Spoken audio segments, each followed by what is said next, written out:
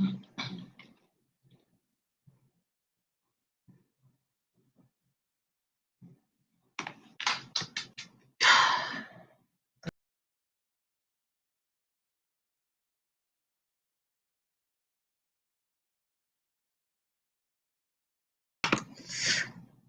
up? What's up? What's up? Hey, everybody. If you're on, tap in, tap in. We are live with the Mature Topics podcast. Whoops. Episode 2, season 2. We're going to get into some spicy conversation for tonight. Just setting up, and we will begin shortly.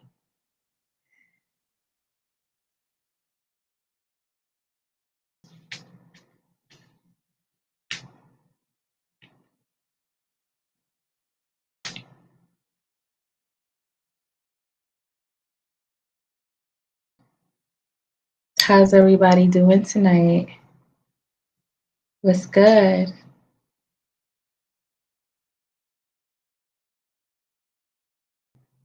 How's everybody doing tonight?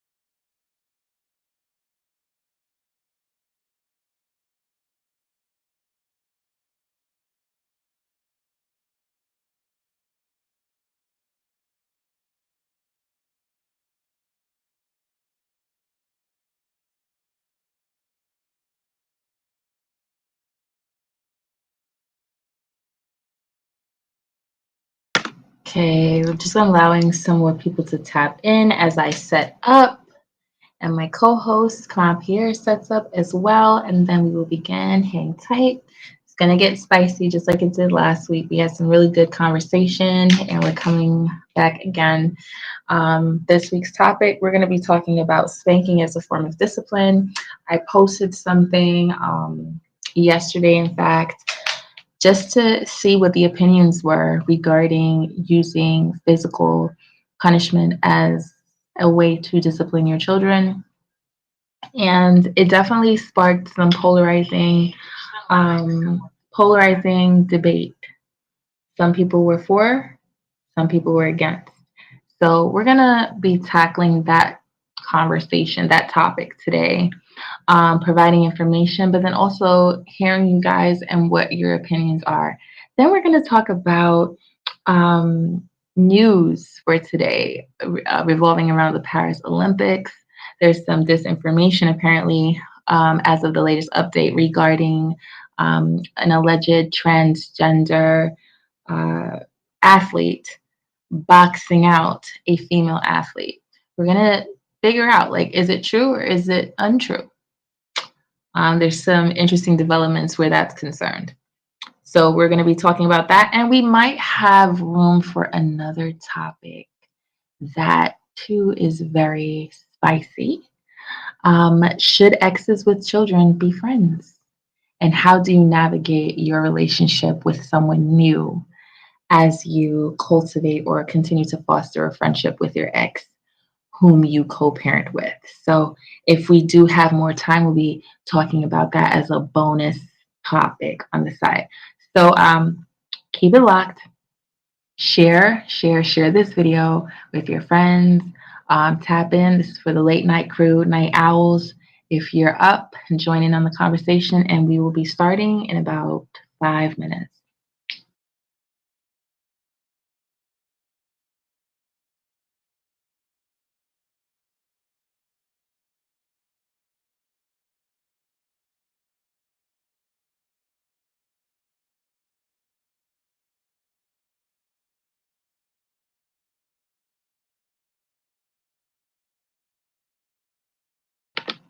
Also, just a reminder, we will be opening up the forum to call in. Okay, so if you have an opinion about something and you want to let your voice be heard, send me a message on Facebook, and then I will send you the directions to call into our show. Right. Also, to support independent media for this podcast, feel free to send us stars. We will greatly appreciate them. Um, We'll be starting in 3 minutes.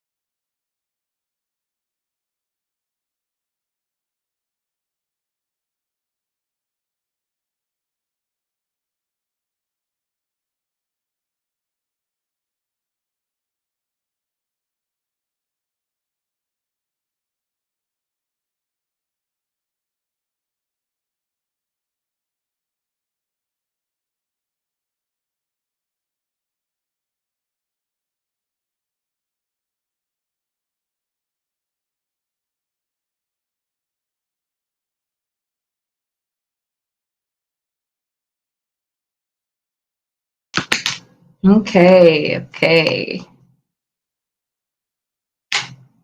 So I think we're ready to start. We are ready to start.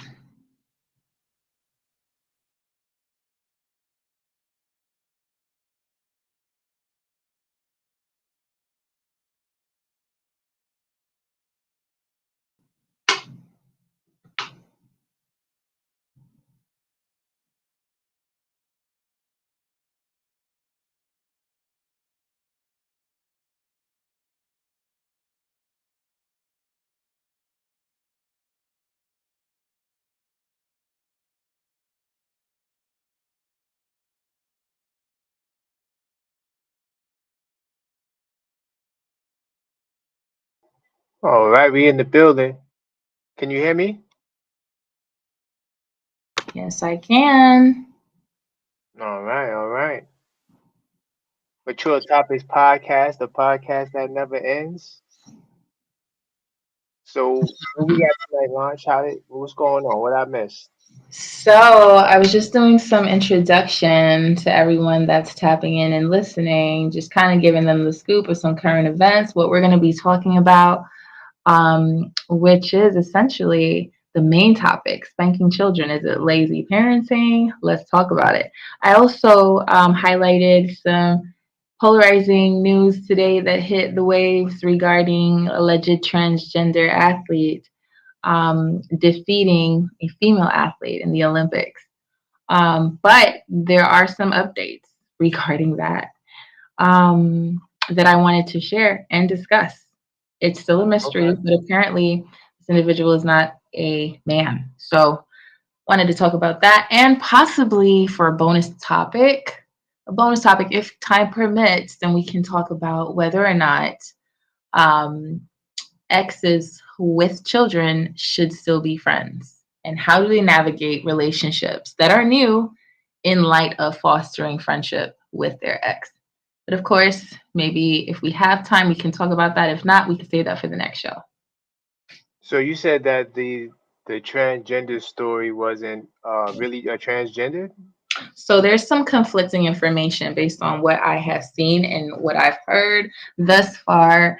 Um, it's a situation where this is a biological female who, on one hand, either has excess testosterone. There have been reports of her having excess testosterone, but she is a biological female.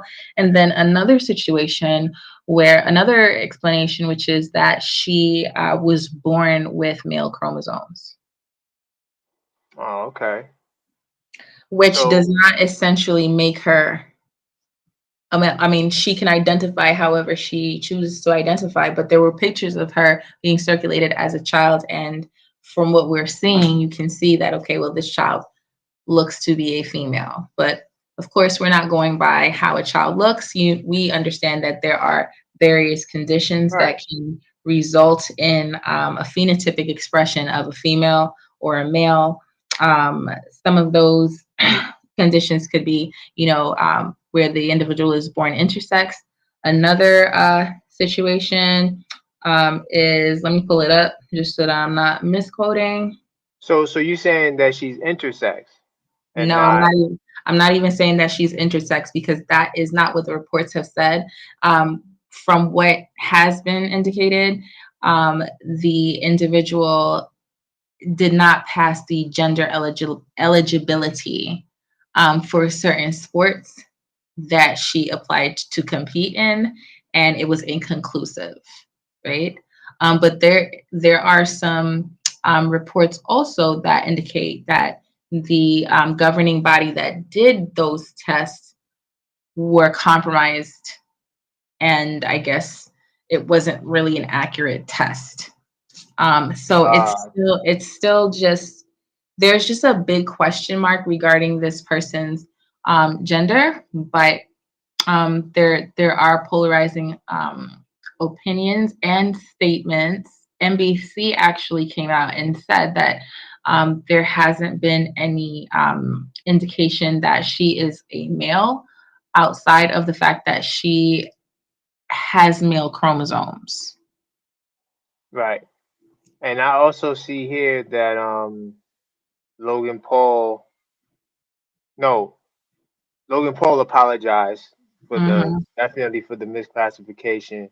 mm-hmm, But a woman who beat this alleged, transgender woman who's not really transgendered spoke too and said some interesting things. So this woman actually lost fights, and she's actually a female. So okay, because I was getting ready to go in on a whole large diatribe about how men and women biologically are different, though, as we normally say on this show that males and females are pretty much the same on a psychological level. So yeah, that's pretty interesting.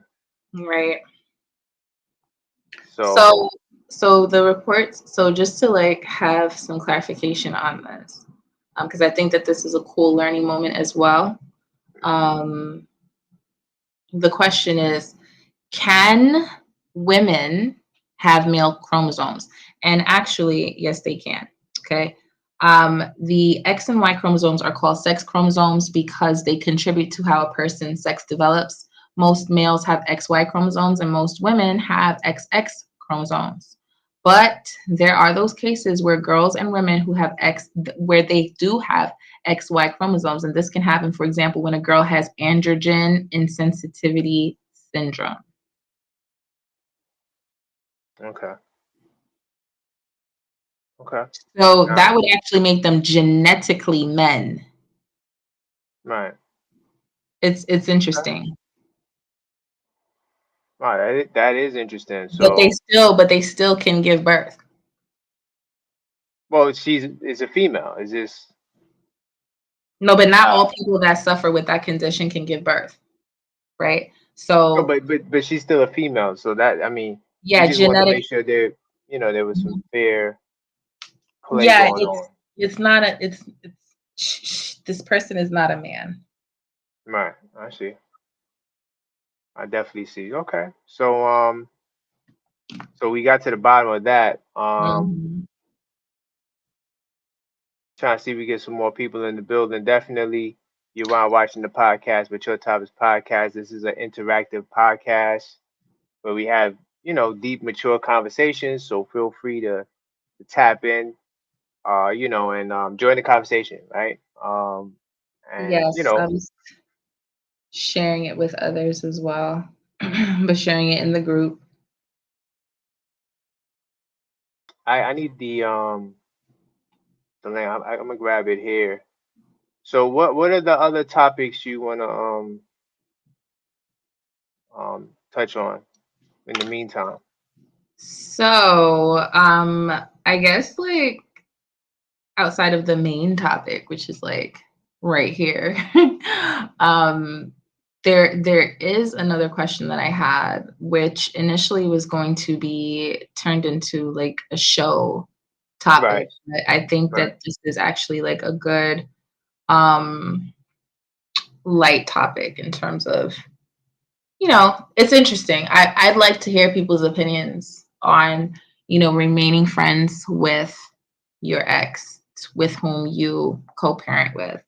So there was a post that I saw the other day on Hmm. Facebook, of course, and it went like this. Let me pull it up. Okay, so the person said, "Can we normalize baby mama and baby daddy friendships not Right, being awkward? Like, I shouldn't have to explain why me and my co-parent are so cool. That's my family. We got the same kids." So the right. question so the question is like, who is it that you don't have to explain yourself to? That's for one. And then secondly, how do you navigate? Like, is it even healthy to be friends with someone that you co-parent with? Well, we kind of like talked about this a little bit behind the scenes. Like, friendship is a strong word. So that's something that honestly, if you are friends and you're reasonable or you're, genuine about your friendship, why isn't that you couldn't really work on your relationship? Right? We spoke about that. So it's like, could there be some underlying feelings there? I don't know. But I just think that it definitely depends on the individuals for the most part. But at the same time, you know, th- nowadays you have to be very careful because people have, a lot of alternate agendas. And, depending on what the nature of the friendship is, I say you got to be very cautious, you know? Right. No, definitely. I concur. I think I'm conflicted with it. So my perspective Are is, you? Because you was going hard on the chat. It was like a long thread. You was kind of going hard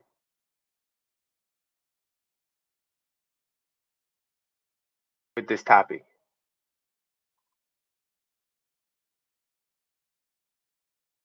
Did I lose you? Oh, okay. So Big Soul, our son, woke up. So I'm a take the reins.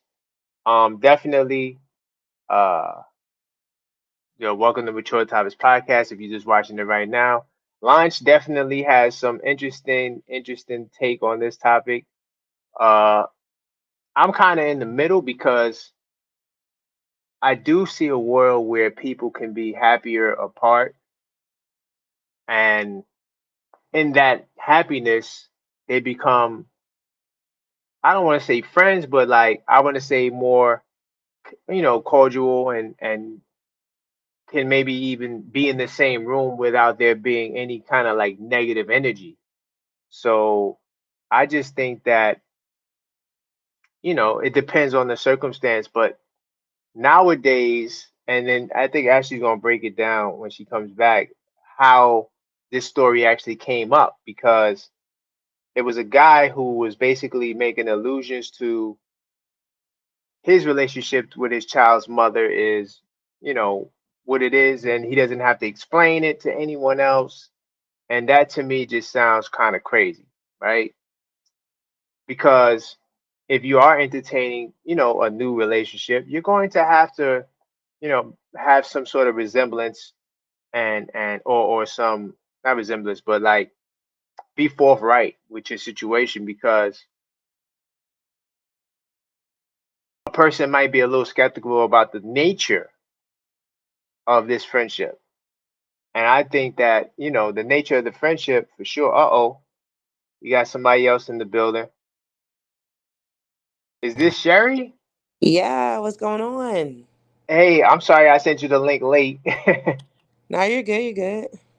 So let me catch you up. So we didn't get to the main topic yet, which is spanking children is lazy parenting. Uh, I sent you that, so hopefully you're ready to talk about that. But what we're going to talk about in the meantime is, should baby mother be friends with their baby father while they're in the relationship with with another person? Is friendships something that is a valuable thing, or is it something that we should even do? Like, I'm curious to know your take on the matter, because Ashley has a story when, I mean, Launch has a story when she gets back, where she breaks down basically how this guy, he went on, I think it was on social media, he posted that his friendship with his child's mother, no one can contest it, and it's like really bigging up the friendship. And so that kind of led to a whole series of comments and threads, and people just like going crazy, like like what's going on, and debating whether or not it should be the case. So I'm curious to know if you have any takes on that. Um, Okay. Being that you are a mother too, so uh, Well, I definitely think that co-parenting is necessary when you're not together anymore. I've been married before and I'm now divorced as of this year. And I don't know where we would be if we were not friends. I do big up the relationship, but just like how you can manage to keep a professional at work, you can manage to have a friendship with boundaries that are, good for the family in that regard and still manage to be remarried or be in another relationship. I think that that has worked thus far for me. I think boundaries are necessary, not only for the two individuals who used to be together or have a family together, but to discuss that with the new person that is entering as well, that, they have a certain level of comfort. And that's between you as the individual who is dating that person and this new person. Um, right. so there are no blurred lines, but I definitely think that all dynamics can work out. We've seen examples of blended families when we look at, Will Smith and his families, as well as Swiss Beats and his previous, his different baby moms, and he's friends with all of his children's mothers as well. So for me, I think that that's pretty good. I love co-parenting. Okay. So I kind of said that because I'm like in the middle of this the situation. Because I painted, like, right before you came in, I painted kind of your scenario, where it's like, if you in a situation where you guys come to a conclusion that you're happier apart, like, you guys you might have a toxic relationship, whatever. I'm not talking about you in particular, your situation. I'm just saying, like, you come to a point where you realize that it doesn't work anymore. So let me go out and do what I do, and then now your ex goes out and does what they do, and you guys are just so much happier apart, right? So That's exactly definitely it. that's it. So you see, so that's why I don't like to just like have a one way answer, because I think that that scenario is in itself, it's a lot of like factors that go into it. How old are the kids, right? Um, how long have you been together? How long have you been apart? So Definitely. I yeah, would say too, definitely. well, before we even get to the parts with the kids and we're talking about separation when family's involved, I definitely think we need to do a self check. How much can I take as an individual, then to incorporating another person, and then to think family wide? That's a broad spectrum. That's multi-layered, and it's very difficult to make those decisions. I thought a lot about separation before I actually separated and tried to look at different dynamics, but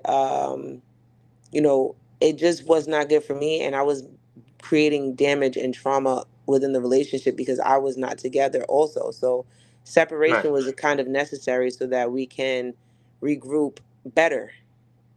And I think that this for us is the best way. Um, Even from his perspective, I had to wait for some time to get closure to understand, uh, the steps that I did wrong, the steps that he did wrong, the things that we did wrong to each other afterwards. Did we try to do, marriage counseling? I think I was more open to marriage counseling than he was. I uh, think that that's definitely something that we need to bring into focus and normalize mental health for ourselves, and then also working together as a couple. But that just wasn't there initially. But like I said, that closure piece is really where I learned a lot, um, as well as me doing my self work. Now, when we're talking about the children being involved, I definitely talk a lot, and he talks, a little bit, but I make sure that she's covered emotionally. We have a lot of conversations. My daughter's also in therapy. Everybody is in therapy. It's individual, and I do what you that's call good. collateral therapy with my daughter.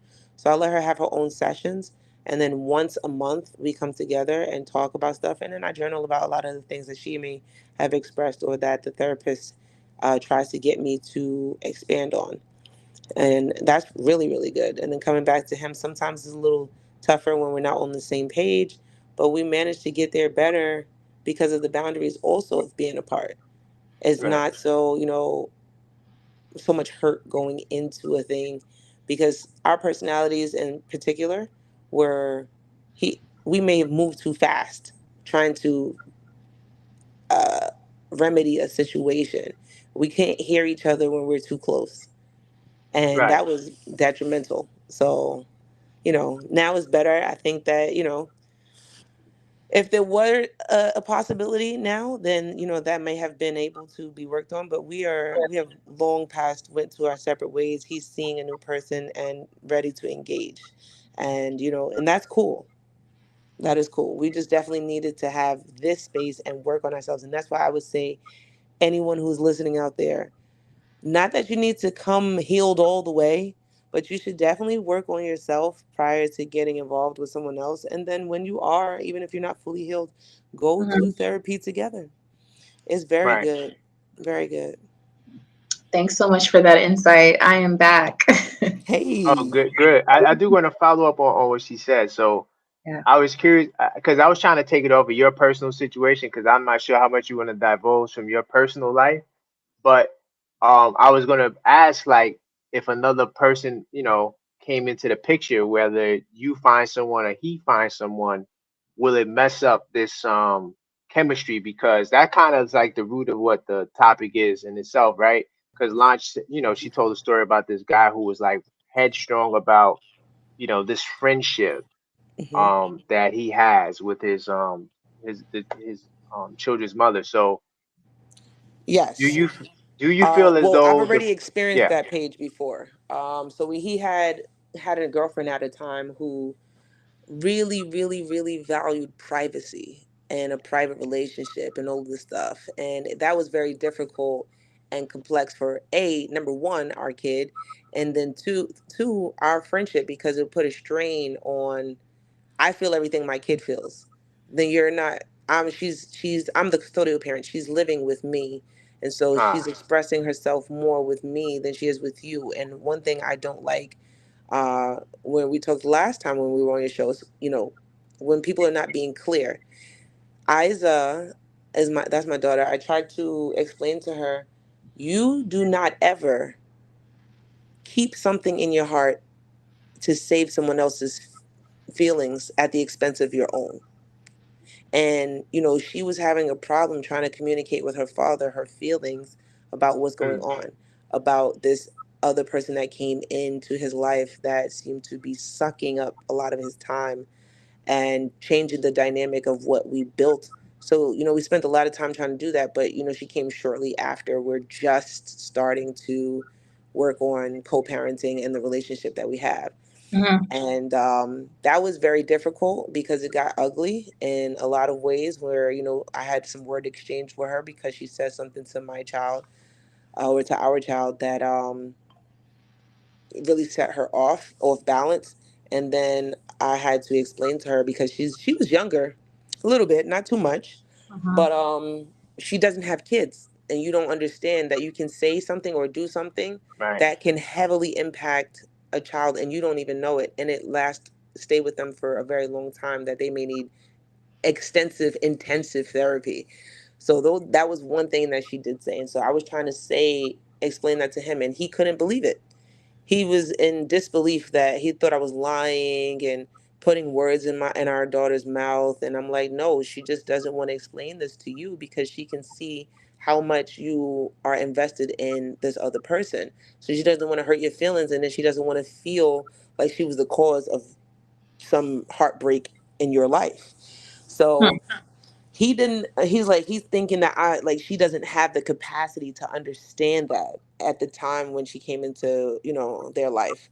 But she was Mhm. very young, but she's very in tune and very, Mm, very intuitive too. So that was difficult, but he saw for himself the kind of girl that she was. And so in that space of him trying to see what kind of girl she was, I did have to put some distance between us. Not that I ever stopped him from calling, he just naturally fell off a little bit, because I think that he thought every time that we spoke it was getting combative, so he mutually went along with the flow, and we had some space. Mhm. In that time, that's when he found it. I think a lot of people need to give the space necessary to either recalibrate and grow, or let it fall off. In this case, we can't necessarily do that because children are involved. If we can be mature enough, there are right. people who do that, but we would hope not. But I'm glad that the relationship didn't last that long. Now, this new person that is in his life, they are good for him, which means that they are good for Isa, our daughter. Mhm. And I like that he's enjoying this person. I have been dating, and there's no one that she has been introduced to that I find of significance, because there may be some pet peeves, and I'm pretty good with weeding out stuff myself too. So right now it's okay on my end and on his end. Okay. Wow, good stuff. Good stuff. Thanks for sharing that. Of course. I think it definitely added a lot of value. So you would recommend friendships, if the two people, of course, are level-headed, because some people they just are not reasonable. But you would think that the situation might flow better if there are friendship instead of just like a cordial co-parenting where you're not friends, kind of, but like you just like talk when it's time for the kid. You would recommend the friendship over that? I would, because the kids feel everything. They know. They're not retarded. They know when their friends are just when their parents are just tolerating each other Uh-huh. just for this. And that's something that's going to come up later in life. It's not something that a kid may naively understand because they're so young and they don't have enough experience. But me I didn't grow up with my parents enjoying each other, but I did have a lot of friends who their parents tolerated each other. Like they would do birthdays together and that's all you would see. Or that they would do like a holiday thing or a barbecue and they would, see them there. But growing up and hearing as children, when I was friends with these, individuals, they would talk about these things and then grow up and have a lot of resentment for that and then find themselves in similar relationships, which is still Mm, detrimental because you're in it and don't even know how to come out of it when you don't have the the influence around you. Hmm. right, right. Interesting. So Ash, what was the reason that you wanted to talk about this topic? Right, it was like a story. What was Yeah, it? it was a post where someone was pretty much saying that they feel as though um, relationships with co-parents, well, friendships between co-parents should be normalized, and it shouldn't be awkward. Like they shouldn't have to explain why they're friends to, anyone, much less a new partner. They feel as though they shouldn't have to explain why they're friends or that they're friends with their ex whom they share children with. Um, and I just didn't agree with that. I didn't per se agree with that stance. So that's what it My was. They were headstrong on that, on not sharing details. Because I couldn't Yeah, like remember. that part. It was that part. Like, Oh, you you know, why mean like why do I have to details? explain that to a new person? Why do I have to explain that to anybody really that I'm friends with my ex whom I share children with? We'll always be family because we got kids. And I just don't know, like, I without a kid, I would have never agreed with this. And with the kid, I still don't agree with it. Well, With that. let me say one thing in this piece right here, and this has a lot to do with mental health. In Mhm. our community, like people who look like us, we have a lot of unhealed wounds. And so, whether it's trust factors, whether it is abandonment, a whole lot, I think that is a major reason why those kinds of relationships have to be explained. Outside of that, when we look at other races and we see this, it is kind of like sort of a norm. But I think that if they're not having therapy, that they have a different lifestyle than we grew up in as a bubble, as a culture of Black people. So if, like I said, maybe they don't need therapy or counseling, maybe that was just a way of life for them to have that level of understanding with each other, or not have so much trust issues. And this is rooted in America. I can't speak for other cultures. This is where I'm from. Is rooted here as far as trust between us, trust in ourselves, belief is a lot. So for me, I would say I'm not going to blanket that with we should just trust each other. It's difficult. And that's the reason why, so that we're all transparent and clear, it would help. Yeah, for sure. For sure. I think my stance is more or less like, I think, I mean, to me, I just don't, I always use the example and I said, okay, like if I was to put myself in that circumstance where my fiance and I are no longer together and we have our son, would I be friends with him? And I asked myself that the other day. And my stance is given the milieu, like given our relationship and given all the details, if I could be honest, I'd rather just work it out than to separate and then still say this is my family and we're always going to be family because we have kids together. Then I might as well just work it out. Like for my own relationship, that's my view, right? Hmm. So if Hmm. I'm going to stay friends for the sake of the kids, then I might as well work it out for the sake of the kids, right? I also realized that relationships tend to end over, bickering, arguing, of course. Finances is like a huge reason why people get divorced. But then also like in non-marital relationships, infidelity is a second runner up. And my philosophy is more or less like, how can you even be friends with someone who stepped out on you, right? Like, if we're looking at that as a lens for why the couple ended in the first place. And of course, I'm speaking in one instance. I don't know the myriad reasons why people end their relationships. Every relationship is subjective, of course. But I am just using that as an example of, like, if there was infidelity in the relationship and you separate, but then there's a philosophy of, oh, well, we'll still be friends for the sake of the kids. How could you be friends with someone who betrayed your trust in the first place? Wouldn't you rather maintain a cordial relationship with that person where, the needs of the children are put on the forefront, and both of you guys could find some common ground regarding the children and their care? um Cordial relationships could also extend to collaborating on birthday events too, you know um that could be an option. You know um what? mhm.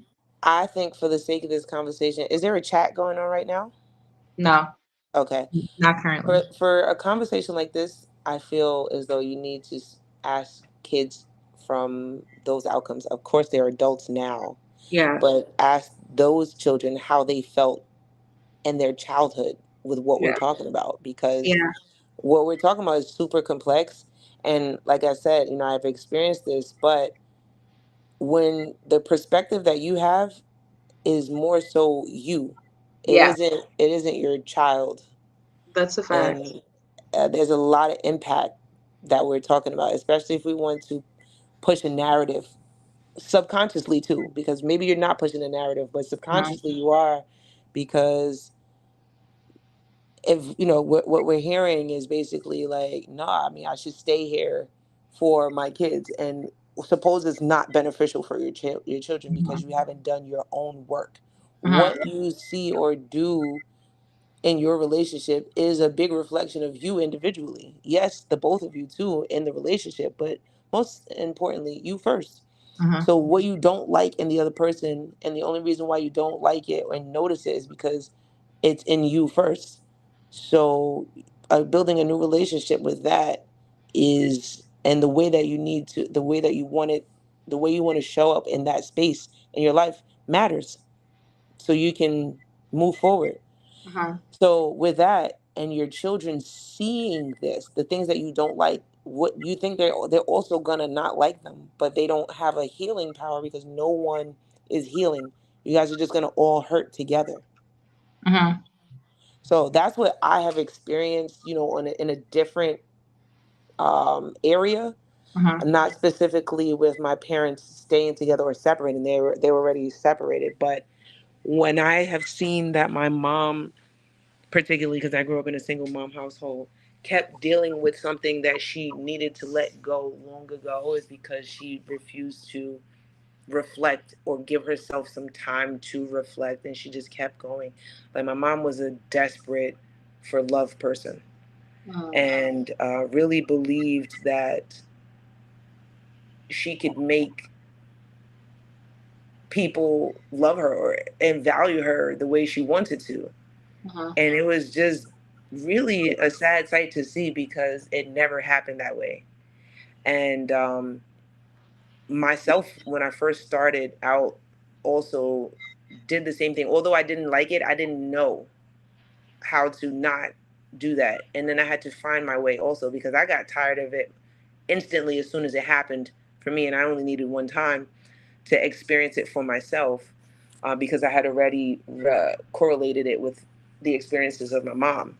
And mhm, so she may have thought that she was doing something by trying to have a male figure in my life, but no, absolutely not. And she missed a lot of beats that happened on our watches together as a quote unquote, I'm holding up air quotes, family, right? So mm. we have to be careful with our things, and really, really get reflective, and talk to the other people who are involved in the situation. Your children, you think that they don't know, but they know. They can even sense feelings before they can come up with the words. Mhm. So I would just say that with that, like I know a lot of ladies who have stayed quote unquote in relationships for the sake of the children, but they did no favors to those children. Right. That is true. Yeah. That is a valid point. I also tend to think of the other side of things, Hmm. particularly when exes move on and they enter into new relationships. Um, how does that new partner feel? To kind of walk into a situation where they are in love with this individual, irrespective of the fact that there is baggage. Let's just call a thing, right? Hmm. Hmm. There's kids. But then having to then overcome something else, which is to wade through the murky water of, oh, I'm friends with my co-parent as well. Like, it's not just, okay, I'm dealing with someone who has children, and so there has to be, or I would have wanted there to be and encouraged there to be communication regarding children. Hmm. And, for sure, cordial relations with the co-parent for the health of the children. For many women, that is an obstacle in and of itself, right? But Yes. then now to add another layer on top of it, which is, and I'm friends with my co-parent. How do you like, I'm looking at that individual, like, how would that individual really navigate the depths of that friendship? Like, Well, what this does goes that back to friendship what you were entail? saying at the beginning. I need explanation. I need Mhm. to understand the boundaries, right? And Right. also, too, this is you as an individual, especially if you want to be with me, you should come forth with contractual stuff. Like, you should explain what the boundaries are. You want to make me feel comfortable being with you, and I should feel that way. It is a mutual path here. So I definitely think that you should come with it. I shouldn't have to have you lie by omission or find out things later or whatever. This is what it is. I have these kids with this woman. Me and her had a love relationship before. We're no longer there. We are friends, right? And there's history there. This is my family. Yes, we do this. Are you open to this? And be clear, like, listen, if you're not open to this, you can step, because this is what you stand See, beside, and this is. that part, and it's that part that's like, I don't know. Like, I'm just But not this is at the front of the relationship. This this is is not something you're yeah, finding out down the road. down the I would road. Yeah. never recommend anyone to withhold any of that, because that's difficult, and Right. it will always be. You I should think lead with that's that. key. I think that that's key. Yeah. Like that Right. honesty factor, so that somebody could just know out the gate. Because then too, you have situations where, a man isn't really clear as to what this friendship looks like. What are you talking about? Like, do y'all go out together as a family and now I'm like alienated? Like, I'm not a part of the picture because y'all have a thing where y'all go out as a family to hang out as friends, Yes. even Okay. though mhm, Can I interject here really quick? So let's yeah, go back a little bit. Let's leave the kids on the side. Let's just say that this is a regular new dating relationship between a man and a woman, and no, we cannot leave the kids out.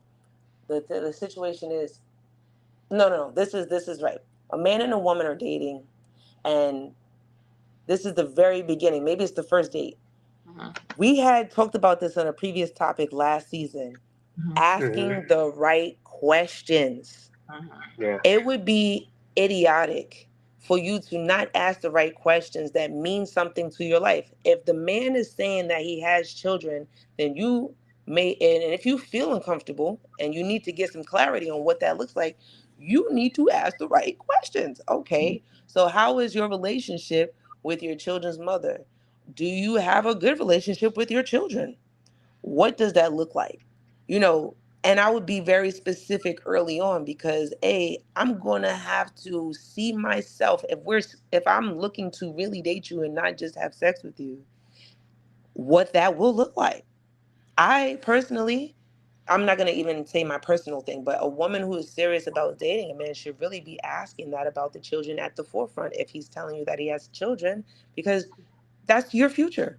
You should see Mhm. yourself in that position, and asking the right questions at the right time is going to help you from having pie on your face, because that woman will always say, I didn't know it was going to be. You're an idiot. Right. You're an idiot at the front and at the back because you didn't ask the right questions. They were there. And that is not lying by omission. That is simply, you should cause him to give you the answers at the front. And even him, he should cause her to ask the right questions and also feel comfortable and stay transparent all at the gate.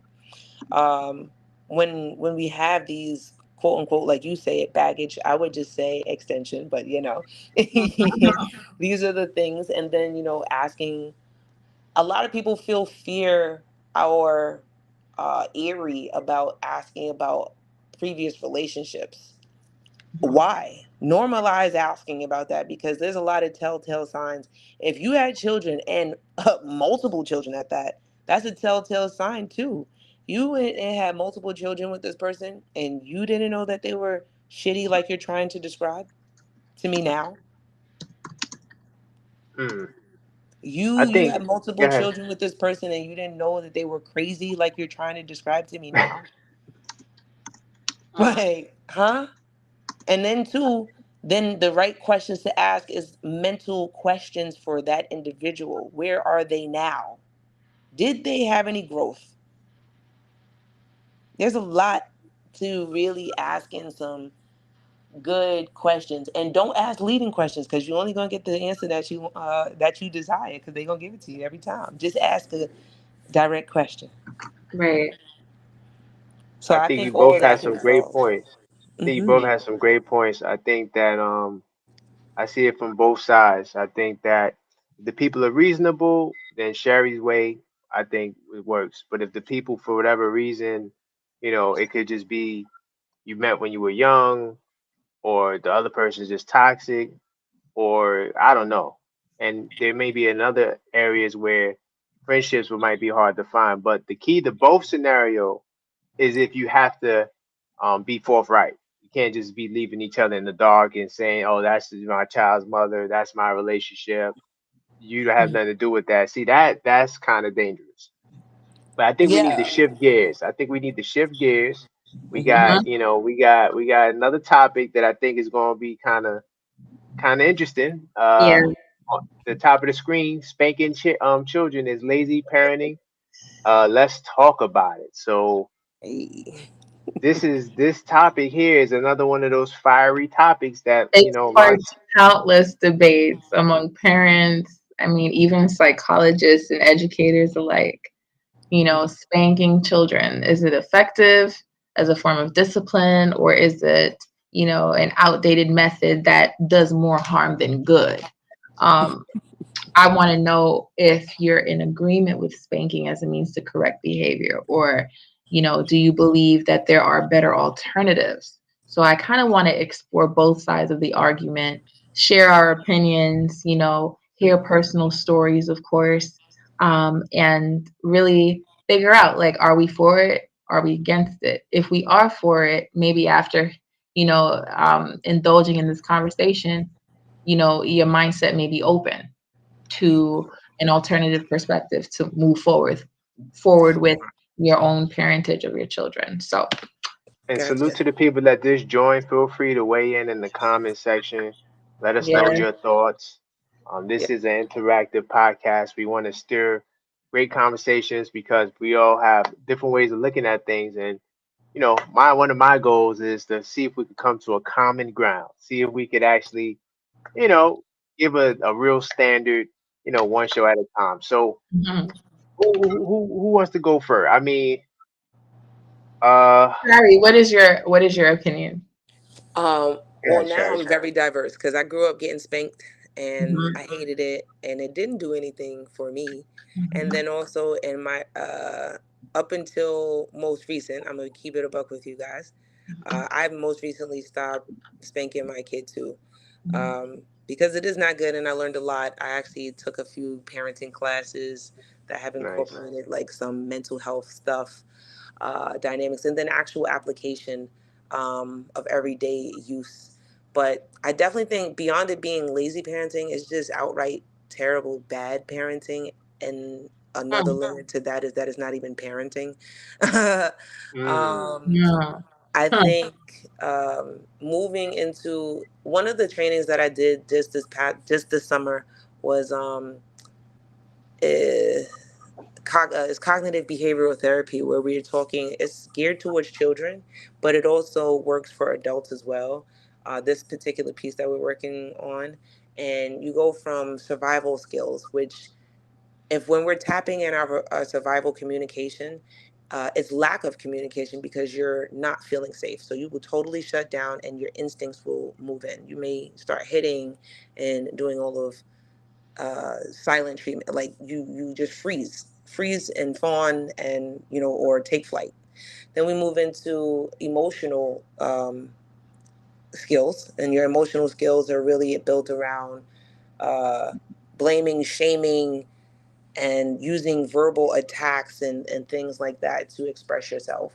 And then when the next part is your executive functioning skills, and to be able to have use your logic and problem solving abilities. And a lot of times, even in our culture, we go and we mostly resonate in survival and emotional, and it takes a lot to train. And the funny thing is, our executive functioning part of our brain, we use it a lot at work, right? Because there's rules and regulations, and we have to use logic to make things happen. And that part of our Right. brain is supposed to be fully developed at 25, 26 years old, but a lot of us are late, right? And so trying to help my daughter with her, and I think we talked about this on last season too. So I stopped spanking a little while back before that too, but talk to her with analogies that she can use her own logic and be able to problem solve on her own as well. But also, when she is in a survival state, which is kind of rare these days, um, how to get her to register higher rather than that energy pulling you down lower, because children can pull adults down to survival and emotional skills. And this is why we move to spanking. We're just in survival skills because that's the lowest register, and at that point you're not even talking, like you're just doing a lot of unsafe things.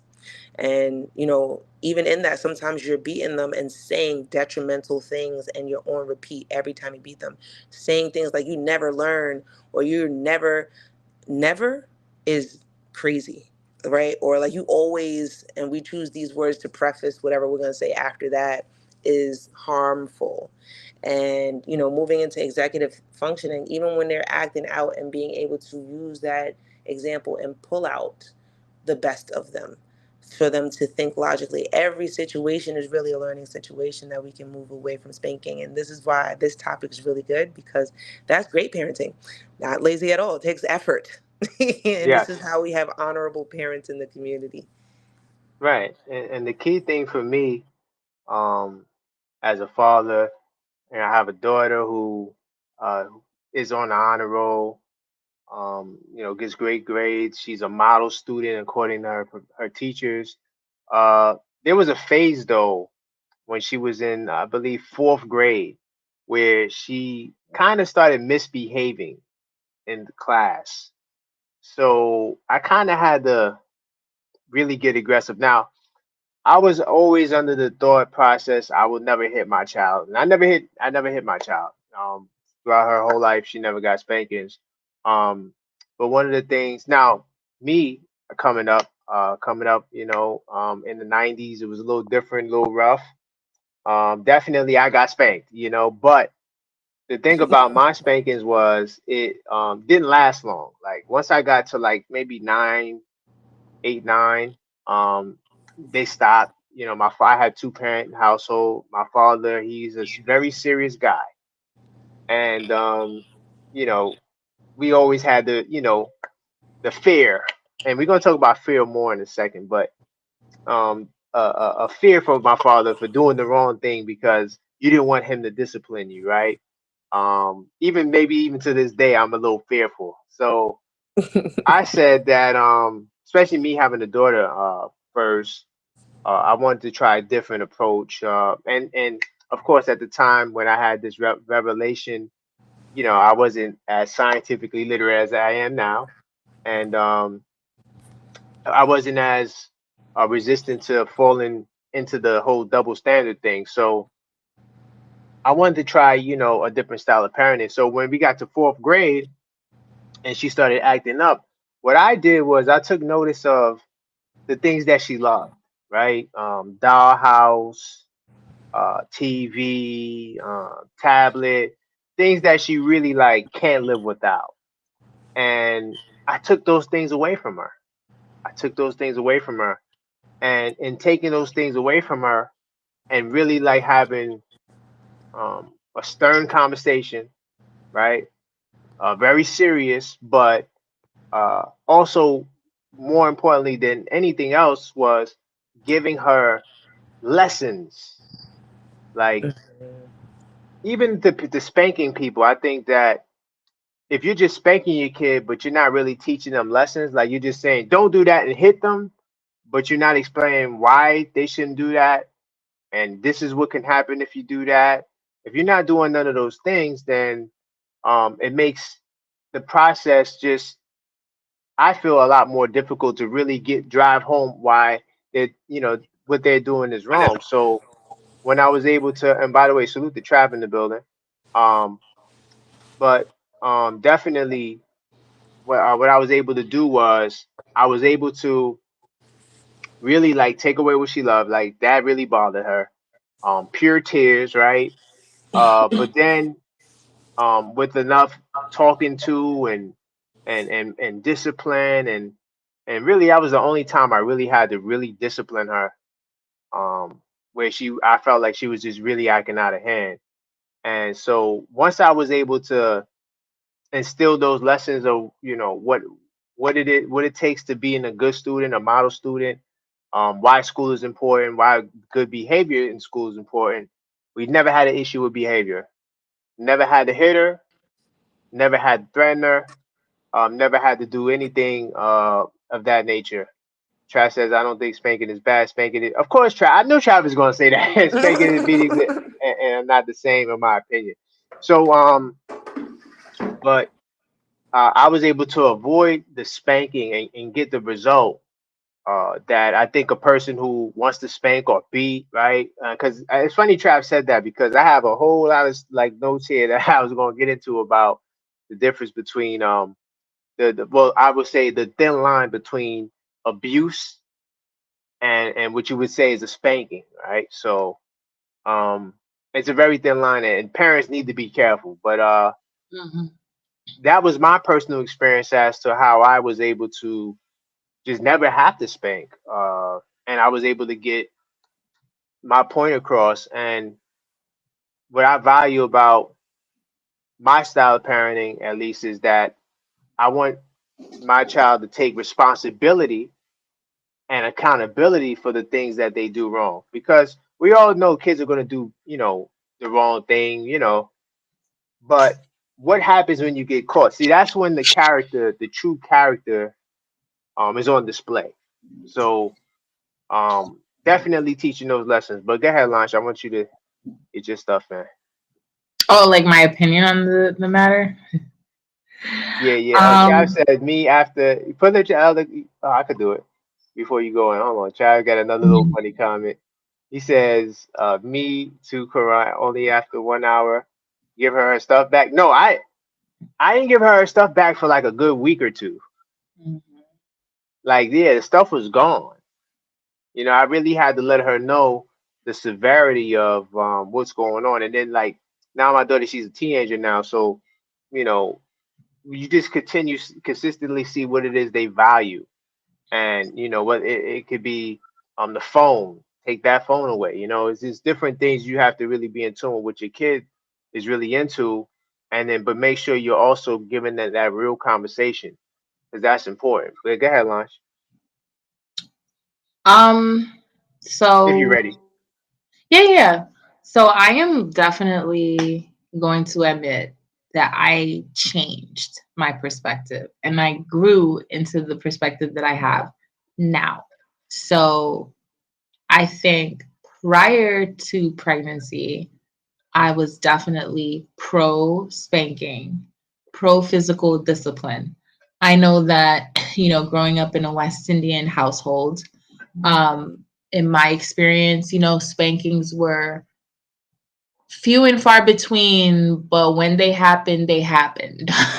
And it was it was something that caused me to, you know, um just kind of introspect and decide on, like, once I became a mom, you know, I said, do I want to um fear my parents, or do I want to um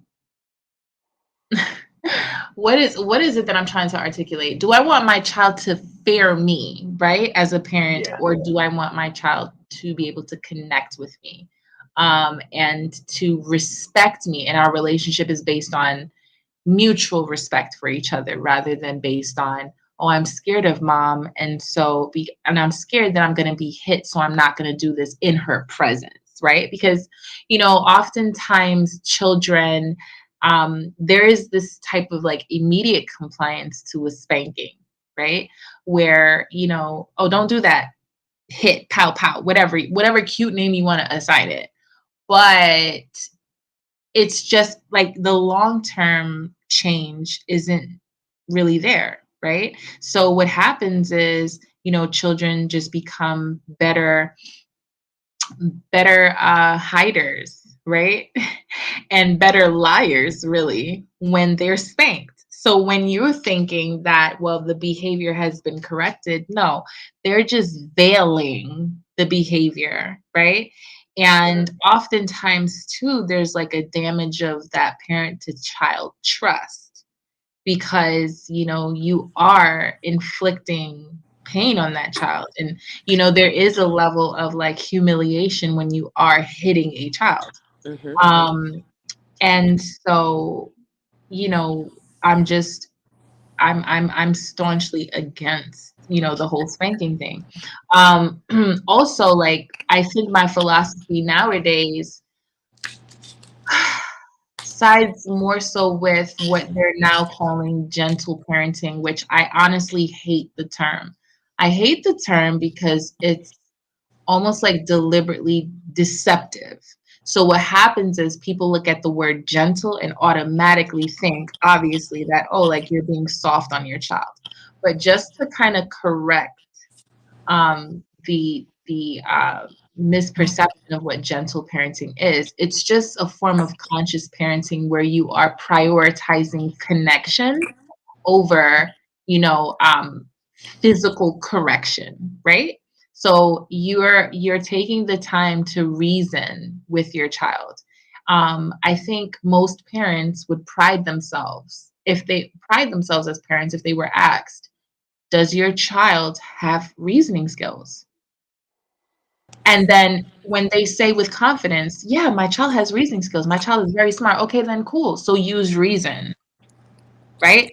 Right. Now, if it was a situation where you'd say, well, no, my child does not have reasoning skills because he does dumb crap. Well, then why are you spanking or hitting your child when they don't have reasoning skills? That That's was that's abuse at yeah. that point. You know what I mean? So ultimately, my perspective on the hitting thing is that it's really just an indication of lack of self-control. And when you think of like the action of raising your hand to strike another human being, there is a level of self-inflation, I think, right? Where you feel like you are the authority and you own your children. So there's like this idea of owning your children. Oh, I made you. I can take you off this earth. Just as how I brought you here, I can take you off the planet. This is Mhm. often repeated to our children, right?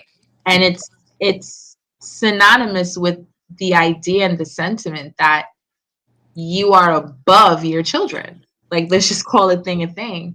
And in my view, just like as a parent who, you know, is self-reflective, and a parent who seeks to cause as little damage to my male son's ego, confidence, and just beingness, I have no choice but to look at him as, you know, an equal of sorts, in that we are both humans experiencing this world together.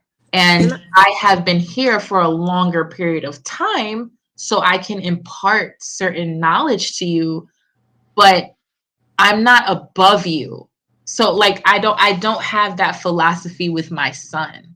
You know, I have learned so much from him, as equally as he's learning, if not more. I'm learning so much from him, more than he's possibly learning from me. And I'm going to be completely honest with you. So, you know, from the just having like that shift in thinking, just once I became a mom, it's hard for me to even think of striking my child.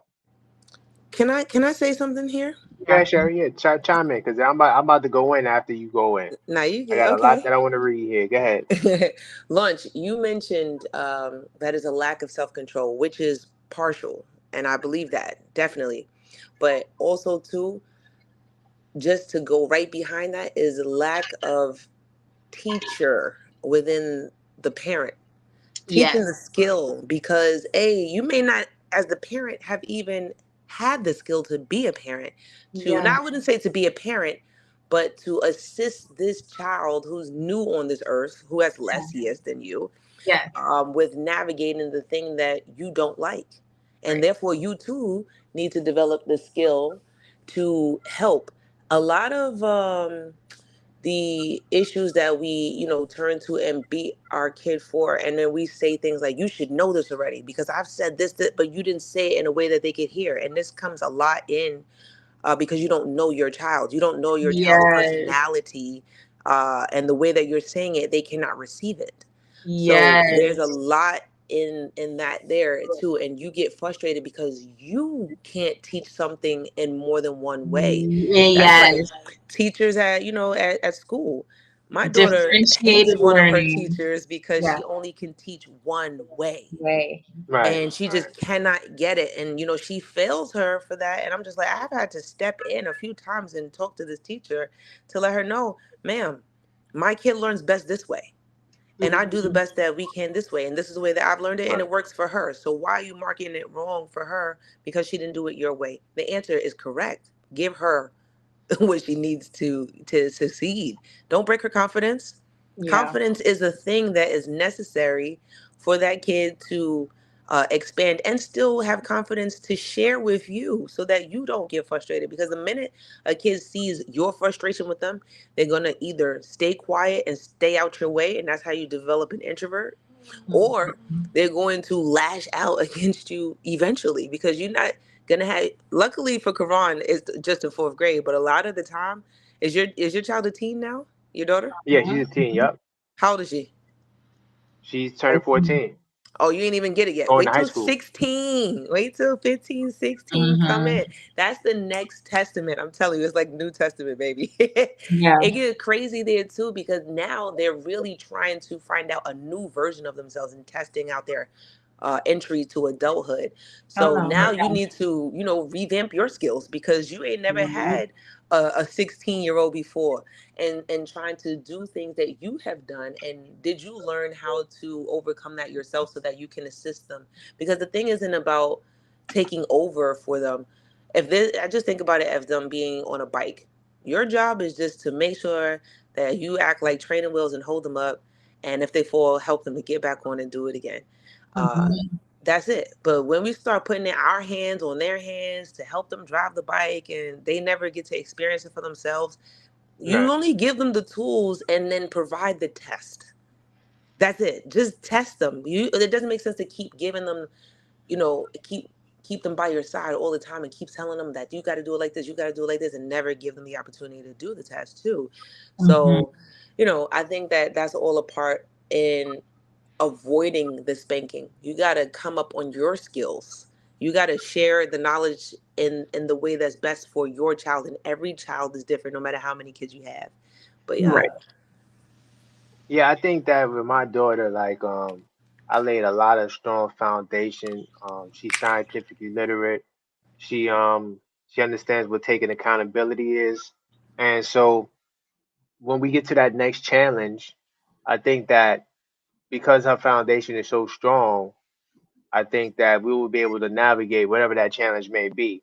Um, but to talk about Trav, I'm curious to know because he says that's why the young woman in my family growing up now act like a fool. If they get told no, spoiled. I just want to know because I'm the double standard police. Did you also spoil the boys? But anyway, uh, I do want to talk about a couple of key facts here. Psychology Today. I think I got another source from Harvard that edu. So some things I want to talk about. Spanking is a form of discipline, right? Has widely been studied. It's widely been studied, right?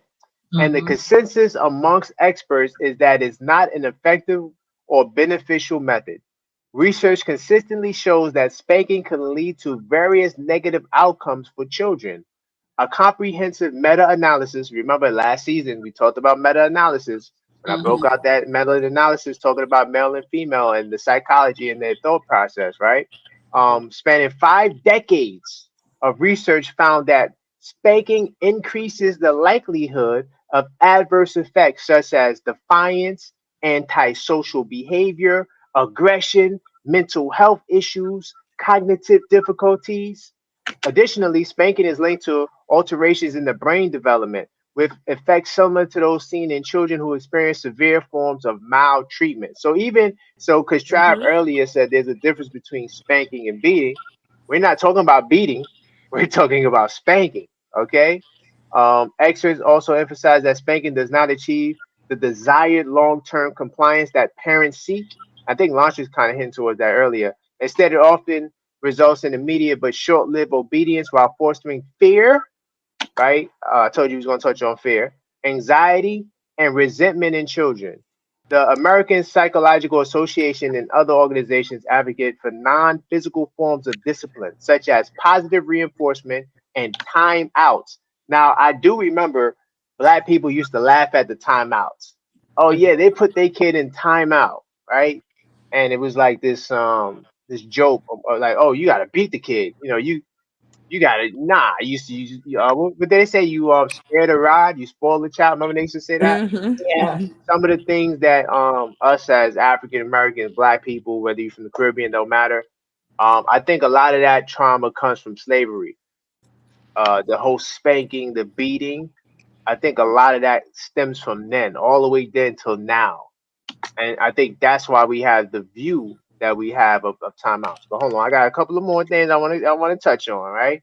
Mm-hmm. Um, and in summary, overwhelming evidence indicates that spanking is associated with detrimental outcomes and is not a recommended disciplinary method. So if you're listening to this pod and you were thinking about spanking your kids, future kids, or your current kids, it's not something that I would pick up, right? Also, another thing to note, spanking is banned in like 66 countries. Okay. So um, and this Wow. includes Sweden, which is the first country to ban spanking back in 1979. Germany banned spanking in 2000. France implemented a ban in 2019. Japan did it in 2020. South Korea did it in 2021. And Zambia and Mauritius banned it in 2022. Other countries with similar bans include Norway, Poland, Croatia, Israel, Iceland, and it even goes to South America. You got Venezuela, you got Spain, Costa Rica. I mean, it's all over the world. It's a movement, right? Yo, It's a movement. imagine Mhm. in New York City alone. I'm getting to the U.S. I ain't done. I told you I'm a cook. That's why I let you go, Sherry. I told you I'm a cook on this mic. So, is spanking banned in the U.S.? Okay, in the United States, Spanking is not banned at the federal level. Remember, we got federal level, we got state level. It remains legal for parents to use corporal punishment on their children in all Mm. 50 states. However, the legality and extent for allowable corporal punishment in schools varies state by state. So you got to check your state by state for the schools. And also, some of these rules also apply to in home too. So whatever state you're in, you really have to be on the lookout. So I got it right here. Corporal punishment is banned in schools in 31 states, We and are the one. District of Columbia. Yep. But it remains legal in 19 states. However, even in those states, I think Texas, a couple of other states, they have it where it's legal. No, Texas state you can do it, but there's states where it may be legal, but they don't use it, right? But that's the So funny part too, because that's hypocritical for the school, for parents to advocate that schools can't do it, but you doing it at home. So right. that's just power. Yeah, yeah. But there are also limitations in the household too that you got to be careful. But the point that I wanted to know is like whatever state you in, I would look up the law before I spank my kid. My last point I'm gonna touch on is the difference between corporal punishment and abuse, right? Because that's what Trav was trying to say earlier with the spanking versus the beating. I guess the beating would be considered abuse, right? So the distinction between corporal punishment and abuse can be nuanced and is often defined by the intent, severity, and context of actions involved, right? So, corporal punishment refers to physical force intended to cause some degree of pain or discomfort, but not injury for the purpose of correction or controlled behavior. So, different examples would be spanking, slapping, paddling, right? Legality, corporal punishment is legal and permissible in many places when administered by parents or guardians, provided it's here's the key word, it's reasonable and not excessive. Now, that not excessive part is where the line gets blurred. The kid Definitely. reports, hey, mommy hit me like she hit me once, she hit me twice, she hit me the third time. Is that excessive? I don't know. Right? And then abuse is, and just to wrap up, abuse involves actions that cause harm, injury, or trauma to a child. It encompasses physical, emotional, sexual, and psychological harm. Okay, and some of the examples are beating, burning, biting, severe spanking, or any action causing injury. Some of us might, some of us, older millennials, we might have got, we might have got a beating that cheated along these lines of abuse. You might have got hurt, you might have got an injury. I'm just saying, like, and the legality of abuse is illegal and punishable under law. Definitions and thresholds for what constitute abuse can vary by jurisdiction. So you got to be careful. The intention behind abuse can vary, but it often involves lack of control, malicious intent, or negligence leading to harm, which all three of those things can be, you know, applied even in the spanking, right? So you got to be careful. You got to be careful. I just wanted to just go in. But they Um, should also mention in that with yeah, the corporal punishment, Mhm. hmm creating a pattern of that is going to become abuse. exactly, exactly, Sherry. And like What? because the line is so thin, you're playing with fire every time you decide to spank your child Yeah. because I was talking to Lunch before about like why I try to avoid any physical encounters with people, like because someone might hit you, right, and then you decide to hit them back. Now in you striking them back, they can have some sort of health disorder that whereas when you strike them they can die. and Right. now And now you're facing a serious scenario where you can go to jail for possibly murder or manslaughter, more than likely, especially if you ain't got no record. But Right. so when you think you're staying within the line, it could easily go over the line. That's so that this is just for all my spanking people, right? And now Mhm. we know, these kids are empowered by their schools to say, hey, if something's going on in the house, let us know, And now you Right. actually get a kid that is bold enough or just has the guts to go against their parents and go to the school. I mean, man. So Travis says, man, please, some of these states won't allow your kids to have a. Oh my guys, Travis, you're introducing a whole nother topic. Yeah. But just real quick too on what you're saying, these Yes. laws are very murky, and for a child to, I work at a school, Mm-hmm. and Okay. sometimes these kids come out trying to expose their parents, but Right. because the law is so murky in this way, even when ACS will drop a case right in front of your eyes because it's not to those, it's not like what you just read, it Yes. doesn't fit the bill. And that Right. kid is caught out there. And then when they actually do or are experiencing real abuse, they are already fearful because Right. nothing happened when they were trying to mention it. No one really has ears for Good it. point. And it's very difficult. I mean, you got to be straight and to the point for these kids to even understand their own rights. Because who's Right. really advocating for the kids, especially if the parent isn't? Mm. And that's my point. That's my point. I just, you know, you don't want to spank your kid and then cause injury. And now because you caused that injury, now you're going to be implicated on some sort of charges. And that could very easily happen because you think that it's a light spank, but that light spank may have an adverse impact. I'm just saying, like, I'd rather you try another style of parenting because I already showed you that it's ineffective, right? The experts they recommend against it. We laughed at other coaches that may have put their kids in timeout, but these alternative styles of disciplining is what is strongly recommended. Like what I would recommend is like teenagers, big kids especially, they got things they love. They can love the Fortnite, they love the internet. You take those things away, it's the end of their world. You may not even realize that because as a parent, you might go on YouTube, right? You might watch the Mature Topics podcast on a Thursday, but that's Mm-hmm. it. You don't understand that, this is your kid's life. Like for me, I remember me coming up, right? What my parents used to do, once we grew past the whole beating phase, right? When we was teenagers, we loved to go outside.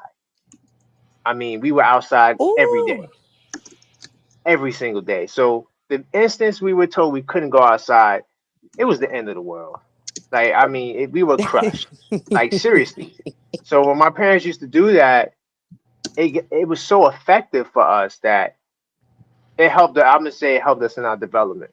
So you got to find those things, and then also another thing too. My parents also did this too. You got to teach these kids lessons. Like, Right. That's it. I give my daughter a platform to talk to me, like to let me know what's on her mind. I understand, like we come from traditional culture. It's better to be seen, and that you bet you can't you're going to be seen and not heard, right? So I think those old school, ways of treating children, I think is counterproductive because sometimes the kid just wants you to hear them out, Hmm. and Right. because you're so, you know, I'm mommy, I'm daddy, I know everything. You create a more of a divide between the child, especially if you're older than the child. Like I'm saying, like you're like maybe like 3-4 decades older than your kid. So the stuff they're into, you don't even have no clue about what the hell. You're like, they Hmm. into all this TikTok stuff. Me, I'm just from a different generation. So Oh, yeah, I wanted to make one more point.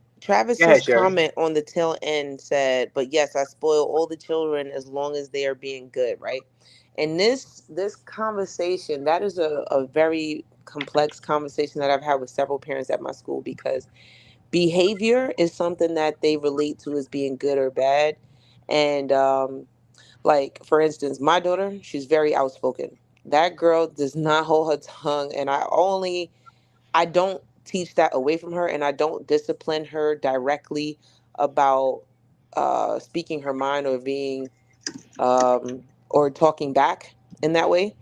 I will Hmm. just teach her a lot about time and place and choosing your words wisely, because when you see that in a child and like that's in them, like they do that all the time, I don't Yeah. think that, I think that that's a part of their personality. And we need to just hone it in, like hold it back like a horse, right? Just reel it in a bit. But there's a way to do it without saying don't talk back to me, as in like don't express your opinion with passion, Yeah. because that Yeah. is a great characteristic. And a lot of parents, I see that at schools, I see teachers, discipline children because of it, and it's, I would say that that's detrimental to Mm. their spirit and their voice. You're trying to siphon their voice. Right. And it siphons a part of their mind too, because what are they going to do with that extra zeal?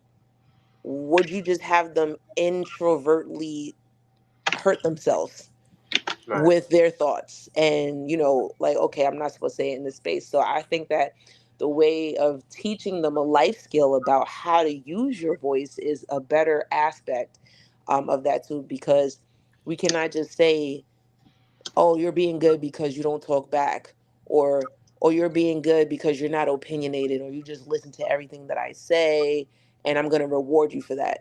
Why? That's not even reward behavior. That's just Right. like you're a painting on the wall. And I like Right. that you are this beautiful painting on the wall to look at. So let me bring everyone to come and look at you because you're Mm. exemplary. No. What about that kid who is staying quiet, or giving this good behavior, as you say, naturally? It isn't even naturally, it's just that they've already been introverted and probably so young. Mm. That's Right. difficult. So for me, I think that that is a huge conversation. I see it all the time. I talk to teachers privately on the side because I don't want to bust them out. Sometimes they're not ready to receive what I'm about to say.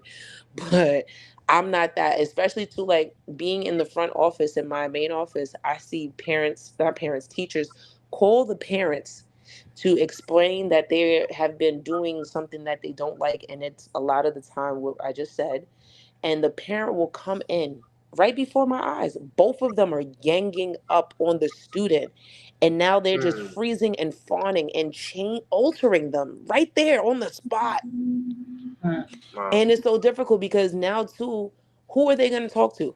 I can't talk to my mom because she on the same side as the teacher. I can't talk to who I'm gonna talk to. Right. And The that's the guidance scary counselor is part. so flooded already with all the mandated students that she got to see. So who are you going to talk to? I mean, you might not have even found your vibe, your tribe as a friend yet. So who are you going to talk to? I'll Mm. tell you who they're gonna talk to. They're gonna talk to the strange person on Discord. Hello. They're gonna talk to the person on TikTok that's in their DM or IG, because these kids at Mm-hmm. 13, they technically have a right to use social media. So, and then it's like I said, Mhm. if you're not a parent that's hip to all this stuff and you got decades apart, it could be catastrophic. It could be catastrophic because Catastrophic. now, Mm-hmm. yeah, Mm-hmm. because now they're gonna be exposed to the like. See, but our generation, even in the generation before, is that Generation Z or no? That's Generation X. I don't Yeah. even With know where those, we at. Gen. yeah, with those generations, right?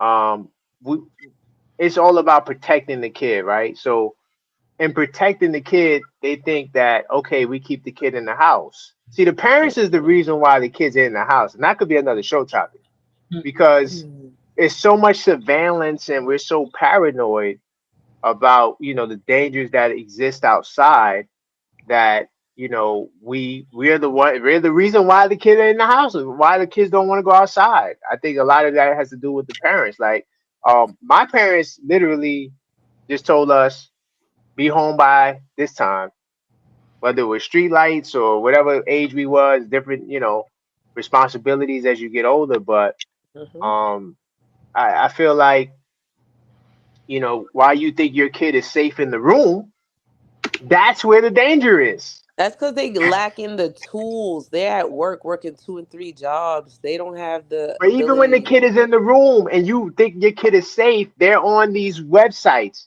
They're on Oh, Discord.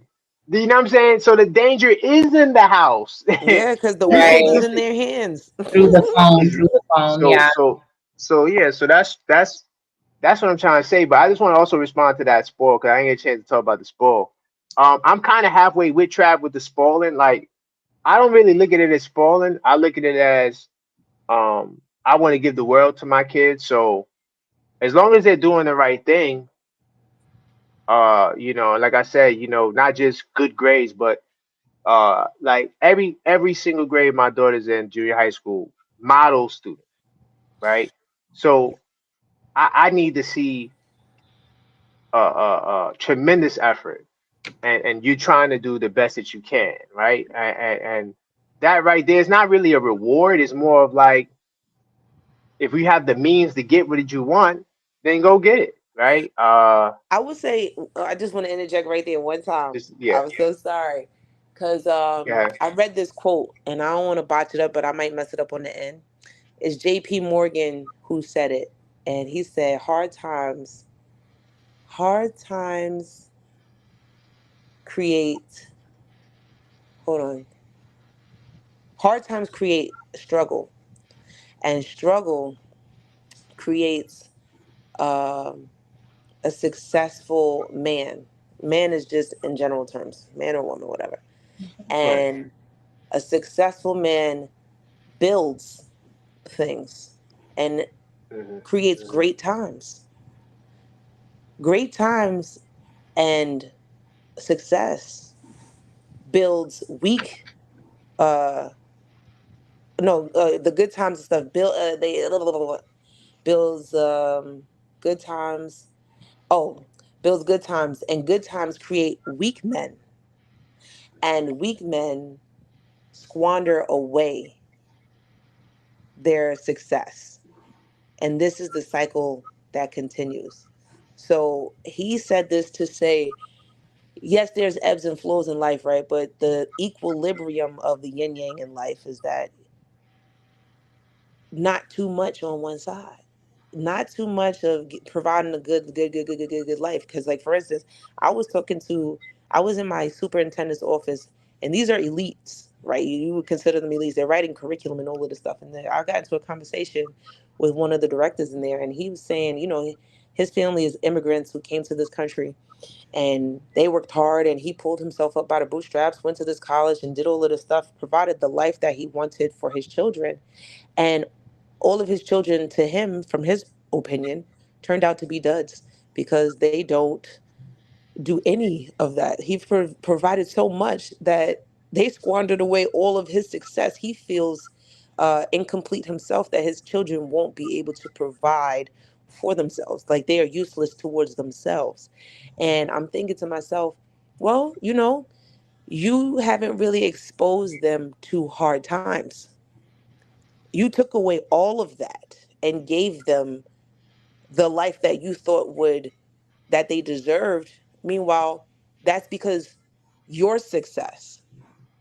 They need to also figure out hard times too. My sister, it's an inside family joke, but it's not a joke. I call her white privilege, and she knows the reasons why. Without mom and dad for her, she would not hmm survive right now as it is, because she's never experienced the struggles that I did. I'm 10 years older than my sister. I was with my mom, who worked at the airport and had a friend selling stuff off the back of a truck. My hustler spirit kicked in long ago. We've been broke. We've been broke, been up, been down, been up, a lot of hmm stuff. But her, she's never experienced it, and she's so entitled. It's disgusting. I love her to death, but boy, she couldn't make a dollar turn into 10. And it's very difficult too for her to understand, and she really cannot pick up what I'm putting down ever, ever. And that's sad because my her parents have really provided an exceptional. She was a good student, super smart, all of these right, things, and got reward after reward. But we've made her lazy, and she's really squandered away everything that they've worked so hard for because she doesn't understand how to get it on her own. And I wow, think that they lack the ability to teach her those skills, exposing her to what's down too. So I would say, yes, reward is good, but not for just being quote unquote good, like I was trying to explain as far as behavior. We cannot look at these behaviors and say that this is good or bad. Let's look at the netting of the situation and how they came out as far as the test. Score the test. How well did you do this and the difficulty? We got to look at it like when they're grading gymnastics, the complexity. What were you able to create out of this? Did you create a new move like the vault? Simone Biles made 6 new moves. Did you do Right. something new? Did you do this exemplary? Did you experience any difficulty? Easy, please. After the first couple times that my daughter learned how to tie her shoelace, I'm not rewarding you no more. I'm not saying yay. You should know how to tie your shoelace. Good job. Wonderful. I I hope you. think that that hardship you talk about can be experienced when they're going for whatever it is they desire in life. So because if you want to be a success in life, it's going to require you to work hard at it. So like my daughter for right now, I think it's going to change. She wants to be an actress, she says, right? Hmm. So that's a very hard job in itself. Most actresses or actors don't make much money, right? So how are you going to get to the top of your industry, right? The work that it's going to take for you to get there is going to be crazy, and maybe we might have to scale back and do something else. But see, those hardships can come, you know, in young adulthood, whether even in college. Like college can be a very challenging place and time, right? If they decide they want to go to college, right? Maybe they might want to do a trade school. I don't believe college is for everyone. So when you get to that phase in young adulthood, when it's time for you to learn how to fish for yourself, I think maybe you don't have to grow up, you know, destitute or without. I think that you will, unless like you're Trump, somebody like that. Not to get too political, but Hmm. most people you're gonna have to build this, right? You don't got your daddy's not passing you Microsoft, right? Hmm. So unless you're like on that level, you're gonna have hardship, and even on that level, you're gonna have hardship. Look at Trump. Trump lost all the money, right? Hmm. Hmm. And so he, boy, he's experienced some hardship. Anyway, I don't want to go there, but Yeah, bottom but line I'm is, not even talking about like the extremity. I don't expect her to come and live the life that I've lived. I only yeah, yeah, expect yeah, yeah. that, you would expose them to something just a little bit beneath what they're comfortable with to bring them Right, outside of their comfort zone. right. Don't get lax and be humble and find your equilibrium because, I A, agree she with that. can't Yeah, see beneath herself, right. and then looking down upon like that entitlement and like the standard bar that you will not humble yourself to is elite, is crazy. Mm. Yeah, that's a good point. Good point. And I get what you were saying. I just wanted to let you know, like the put that hardship is definitely gonna come. Because we ain't got it like that, you know, like we Yeah, ain't in in that multi daddy hundred romance. million dollar club, right? Yeah. Even if you're in the $1 million club, right, it's still gonna be some hardship because you probably don't got the means to give your kids the world, right? They still gonna have to work to build whatever it is they're trying to build. So did Trav say something else? Oh yeah, Trav said we used to be outside, but these people snatching up kids. You know what's crazy about that? I I. just think that we have too much surveillance. Like we have too much news, and because all the stuff he's saying, I think always was there. Like the parks was always, especially if you grew up in certain communities, the Hmm. parks was never a safe place, bro. Like I mean, I, it just was a different time where I guess the kids definitely had more responsibility because I had way more responsibility than my daughter does. I ain't gonna lie about that. Um, but I was her age. But at the same time, I think those dangers, while yes, they are real, but I think that we kind of overestimate those dangers. And I do think that, especially if you live in certain types of communities, I mean, that's where the parents have to come together and create like a park Yep. patrol, right? Yep. To make the park safe. But I think that letting the kids get outside is the priority, and it shouldn't be stopped just because it's not safe. Lawrence, you got anything you want to add? Because you've been kind of, I don't want to take away from the fire. I'm just Because you listening. are the executive producer. So, I'm just listening to the perspectives being shared. I did want to kind of centralize the conversation to the main topic of, like just using physical forms of punishment to correct mm, behavior. For those parents who might, you know, be wondering, okay, if I'm not going to implement spanking, how do I reel in my child? How do I discipline my child? And one thing that I have been doing as a parent is researching something called natural consequences. So when Yeah. we talk about enforcing natural consequences, as adults, we understand that if we don't do A, then there's a consequential B that happens, right? And right, it's a natural consequence. So I know that if I get up late in the morning, for instance, because I went to sleep too late, and now I'm up at around 11 o'clock in the morning instead of the usual 7:38, my son is most likely going to be late for his bus, right? right, To his camp. So that is what you would call a natural consequence. I do mentorship webinars almost on a daily basis. If I have a one-on-one mentorship call with someone and I'm just like, you know what, I'm not in the mood to do this, guess what? That is a potential loss of a client. That's a natural consequence, right? Hmm. So when we look into the conversation about natural consequences, I kind of wanted to read up some information for those who are interested. And this is something that I sourced from ChatGPT. It's something that I utilize. ChatGPT is the GOAT when it comes to researching because it not Yeah. only it pulls from search engines, so this simplifies the entire process for you. Um, but let's get into it. So, enforcing natural consequences involves allowing children to experience the results of their actions in a way that teaches them about responsibility and impact of their choices. Here are some strategies to effectively enforce natural consequences. Stay calm and empathetic. So you want to approach the situation calmly and with empathy. Explain the natural consequence in a caring manner without showing anger or frustration.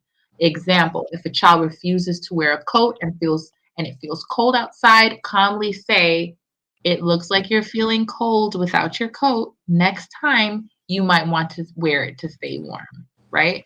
So the natural consequence of refusing to wear a coat would be, okay, well, your tail is just going to freeze. You know what I'm saying? And then when you're Hmm. out in the cold and you realize, okay, you know what? Mama was right. So I'm going to wear a coat, right? That's an example of a natural consequence. Another example of a natural consequence would be if a child forgets their homework, allow them to face the consequence at school rather than rushing to bring it to them. Another example, if a child does not study for their exam, we can sit up there and, um, um, hem and haw about it, right?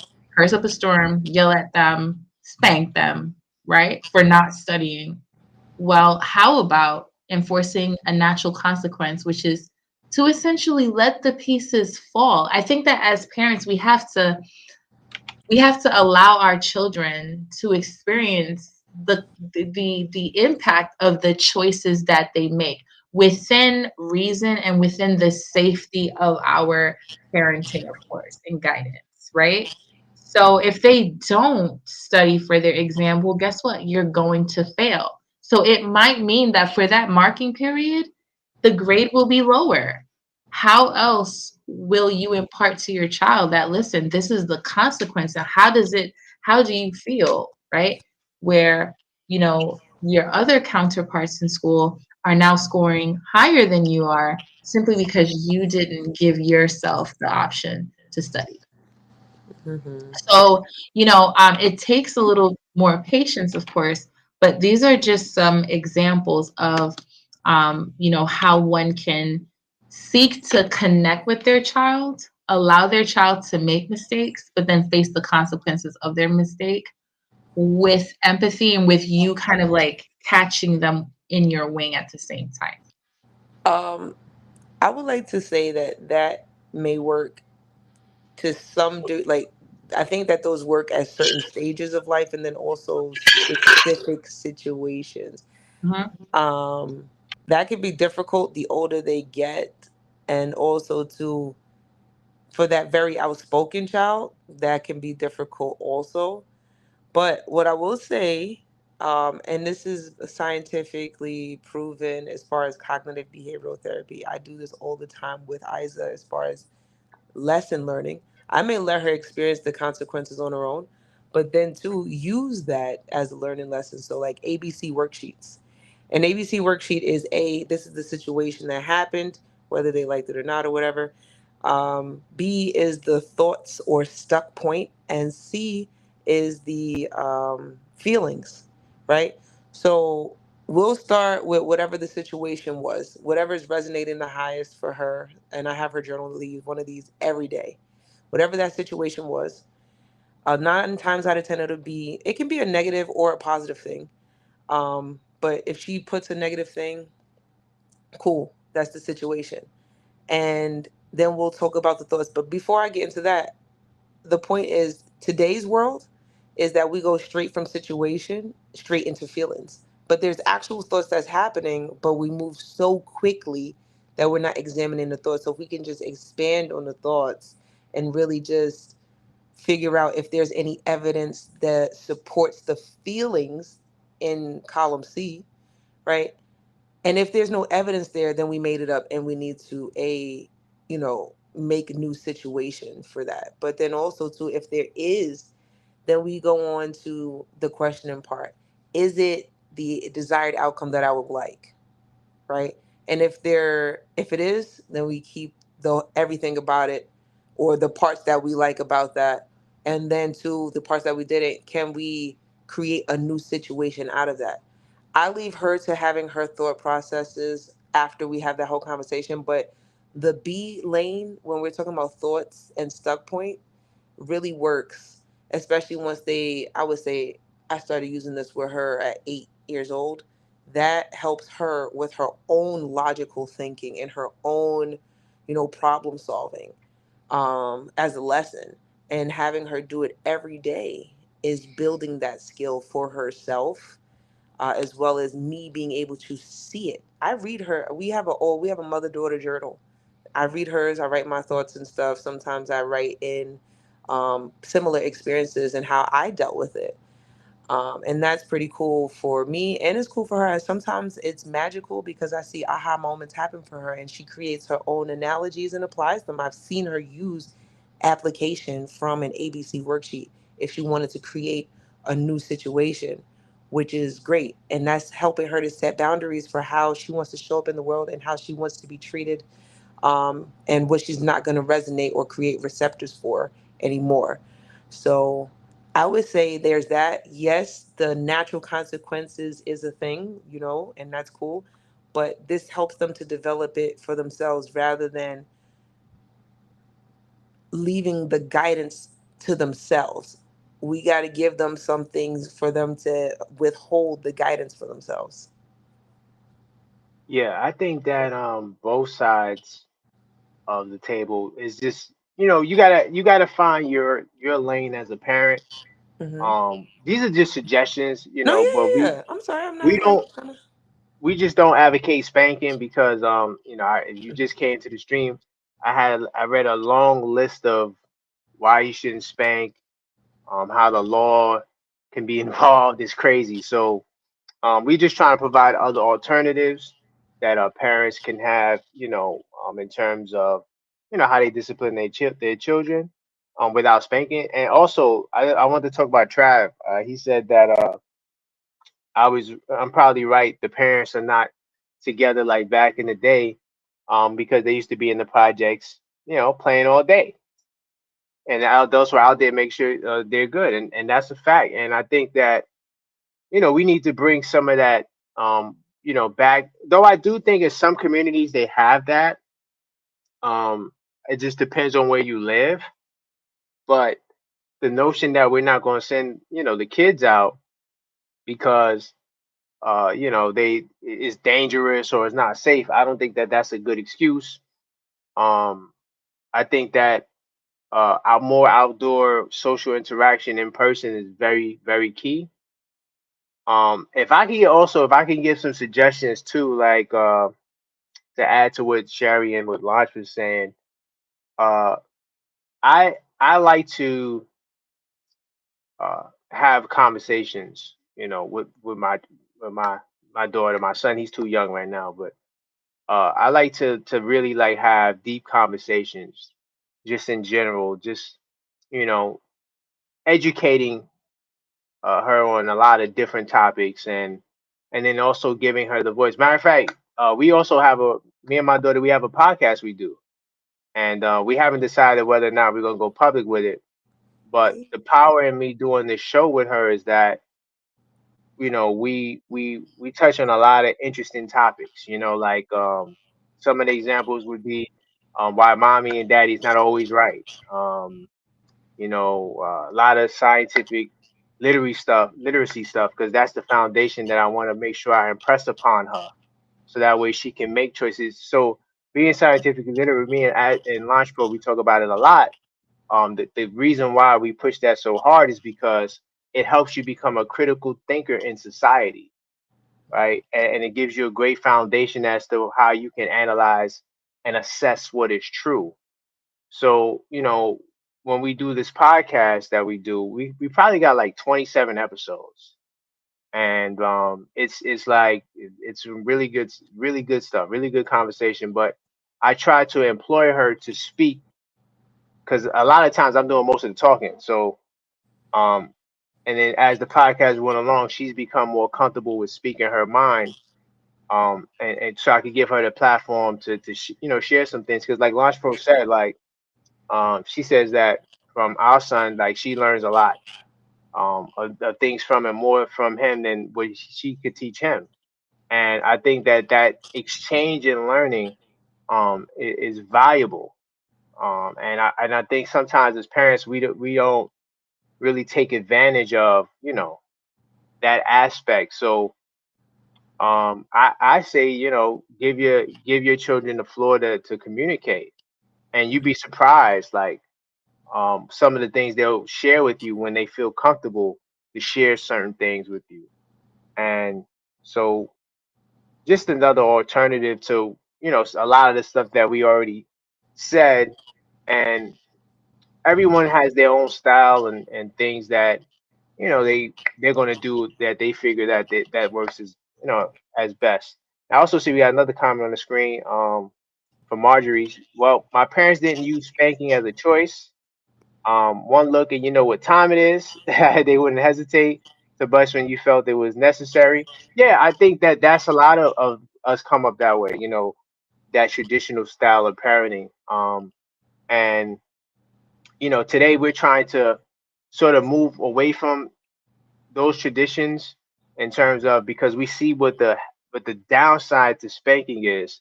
There's like 5 decades of research to show that spanking has a lot of ill effects, because even Trav earlier said that he tried to make a distinction between spanking and beating, but even just spanking, there's a lot of negative um, effects that it can have on the child.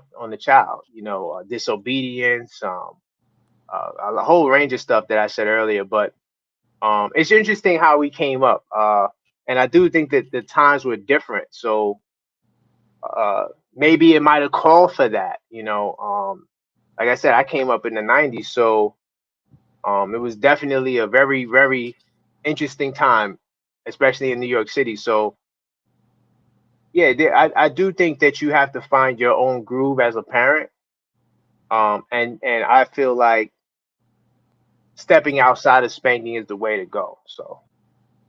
Mhm. So Launch, are you back? I'm not sure if she's back. I think the baby woke up. But um, great pod thus far. Anything else you want to add, Sherry? Uh, just because the first topic that you guys had was good, Yeah. and I don't know too much about the one that I'm about to ask you guys to cover. When you have the situation where a person has kids with a person, and yeah, they may be trying to work on a blended family, but now you have kids with the new person, and the parenting styles are different. How do you navigate Oh, that? That is the toughie because I yeah. see a lot of mixed matters with that. Some kids have a lot of resentment because they feel like, oh, you softer or nicer with this one or whatever. But how do you deal with that? Because I don't know. That is one of my fears with dating, um, and a person who still wants to have kids Yeah. now. I'm gonna tell you something interesting, right? Yeah. Because that actually question actually kind of definitely deals with me because Lashport revealed earlier that at first she was force spanking, and she was kind of like confused when when she found out I didn't spank my daughter. Like what's what's that about? Mm-hmm. And I've always just had a mindset that I can sort of get inside her mind, right? Because I think that's where the real parenting, the frontier of parenting is inside that child's mind. And I want her to think about what her father would do, how her father would feel if she did this.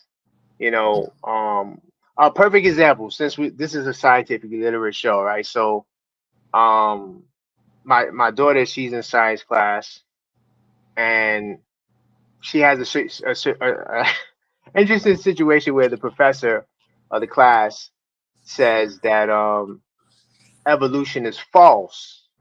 He says evolution is false, and he doesn't believe in it. I'm only teaching it to you guys so you can be prepared for the test. So, the assumption was made that because my daughter, she went to a school where it's predominantly Black, African American, Caribbean, right? So Hmm.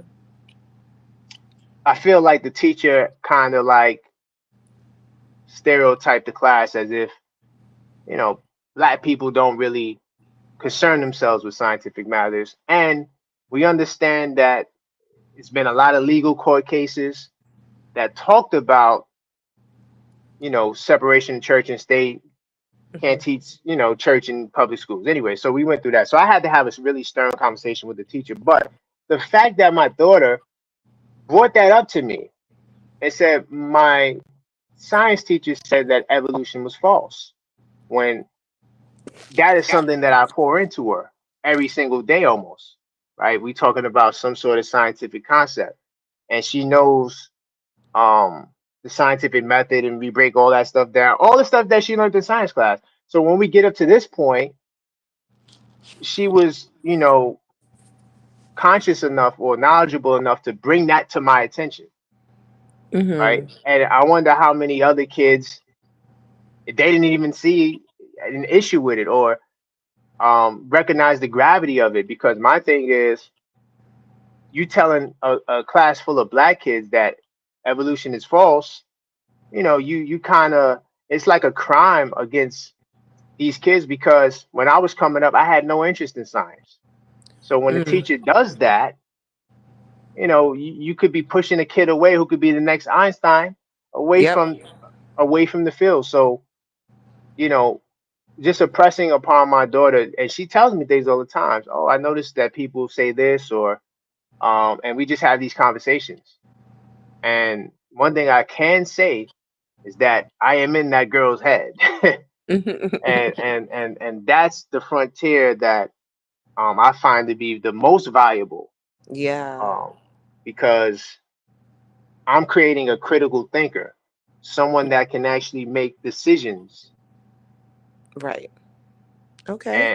and make the best choice. Of course, you're going to make mistakes, but will you take accountability for your mistakes? Another crucial thing that I teach, don't lie to me. That's the worst thing you could do. That's worse than the offense. The lie Yep. is worse than the offense.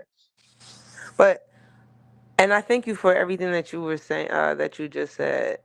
But my question is to the both of you. I need that perspective because I have my way or thoughts about it. But my thing is the other person, even if we're good, when we're talking about replanning a family, and then I also see how you Oh are. yeah, I gotta answer that. I didn't answer that. Yeah. So yeah, Lon used to say that, but then see, here's the thing, right? Because me and Lon, and this is just a personal thing, of course. Me and Launch, we both scientific. Launch kind of put me onto the science because she was always into it. I was kind of like out there, and so it took me a while for to come along. But because we have that mind state, we're reasonable, right? So, Mhm. and we're always willing to change our position. I like to say, and I Mm. teach my daughter this too: be tentative and not dogmatic in Right. your approach. Be willing to, if you get new evidence, change your perspective. Don't be just caught up in the one way thing like Trav. I'm gonna get to you in a second, Trav. But so launch naturally because she always researches and she's really into studying how to be a better parent, Yes. right? Good job. And so she's always looking to improve how she does things. So because of that, I didn't really have to convince her to get on the not beating. Like so she just came to me and said, "Yeah, I'm gonna try gentle style parenting." Then she read some of the shortcomings with that. She said, "You know what? I'm not gonna be all the way into that, but I'm definitely abandoning the philosophy of not spanking your child." So I do think that finding someone who has your core values from the outset matters, but also finding someone who is actually reasonable and is not so, Yes. you know, Someone who's stuck in amiable. their ways, right? Yes. Yes. And maybe willing to change. Because just because someone feels some way today doesn't mean they can't change either. So I'm not saying if you want to beat the kid, the other person doesn't want to beat the kid, don't be together. I think that as long as you guys develop a track record of coming to a common ground, I Hmm. think that it can be worked because maybe it could be a solution where, all right, we don't spank the kid, or it could be, all right, I want to be the one to reinforce, and you might be. I don't want to say the spank because I don't advocate it at all, but that might work for some other people, right? There's got Hmm. to be a common ground in where we can say, yeah, I don't want to do this, I don't want to do that, but together we're going to do that. So I think you just got to have that person that's open to learning new things and information. I wouldn't just say it's a deal breaker right away because you just get like if on the first date someone says, "Oh yeah, I don't believe in spanking my children," and you're like, "Well, I need to spank the child." I don't say I me personally, I wouldn't say to stop talking to that person. Oh no! I mean, I definitely You need know, to have a better understanding of other things and what they're open to and stuff. But I was right? simply saying, like, the question is about your mindset already, but then also what you have done thus far because you already have a kid. And That yeah, then that part, also, right? That part. me, if I do or don't have a kid, whatever, and then in addition, us creating a new child together. How that looks, and two, like, I rarely hear the different dynamics from the child perspective, who's now the adult, like how Yeah. that impacted. But I will say, my mom, she already had me, and then she had my sister, and that dynamic was different for me, especially because like my mom had the atmosphere felt like I was window shopping and looking at the perfect family in my mind, but in a naive way because at the time I didn't realize that as a kid it was nothing perfect about it. Right. But to me, because I was so young at that time, I was just like, oh well, they have a whole family and I'm just the sidebar. Mm.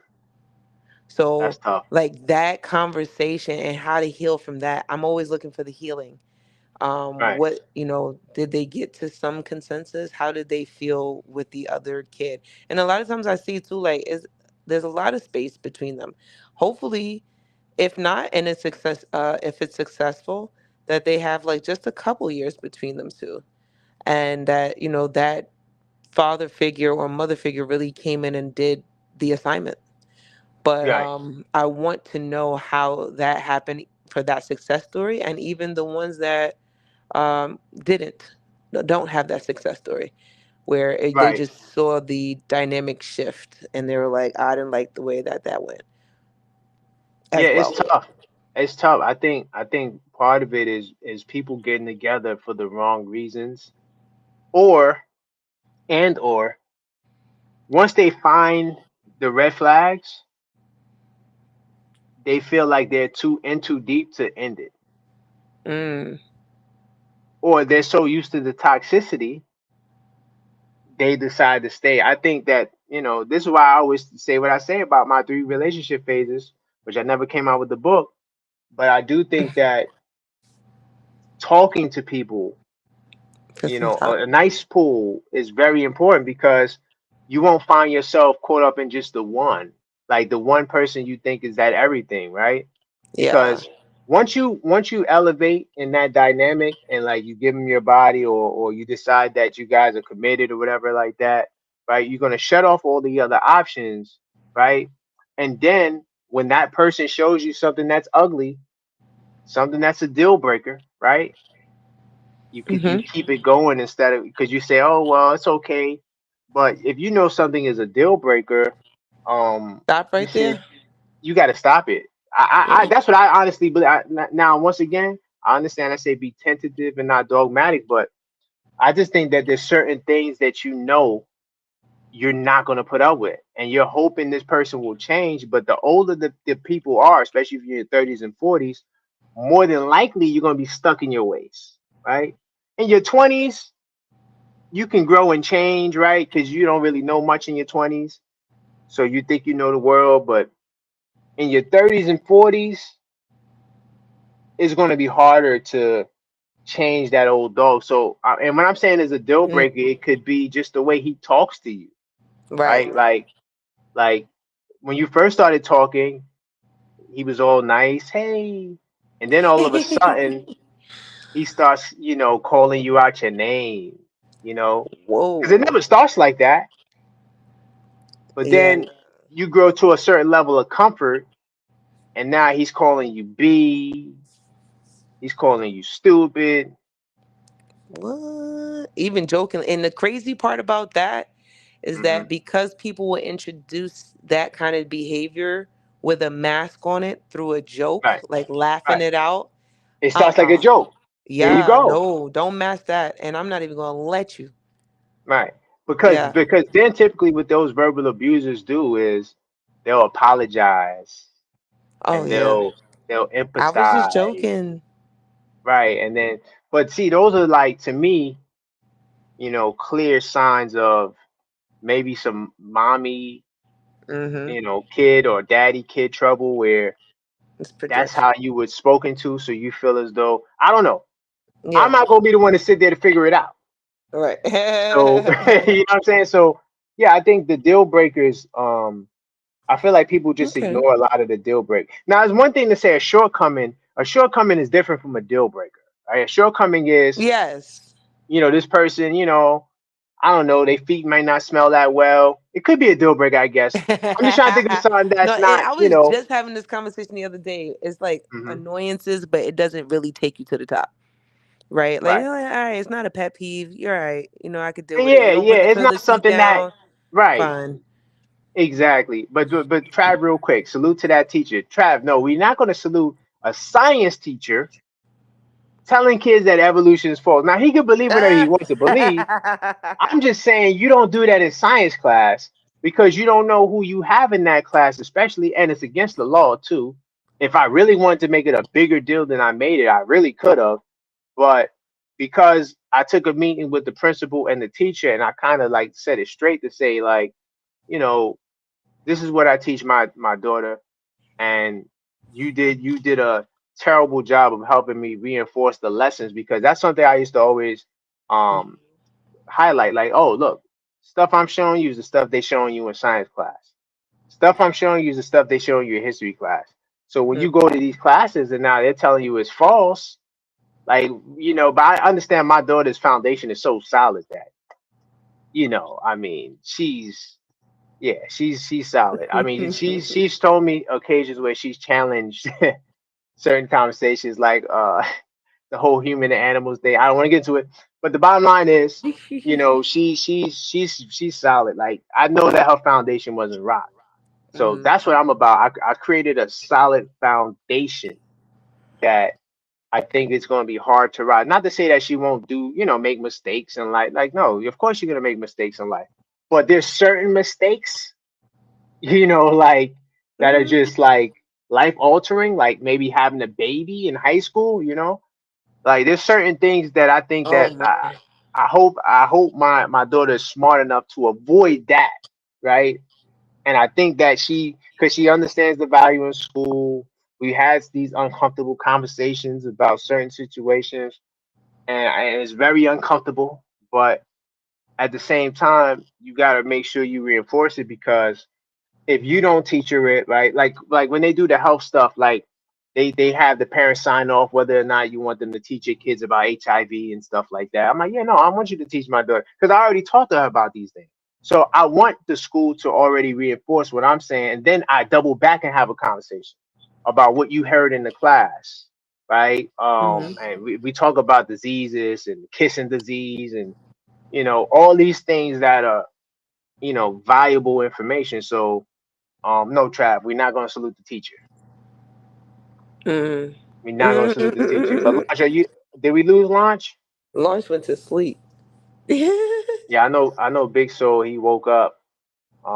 He still She's gets doing up at mine. night. So Yes.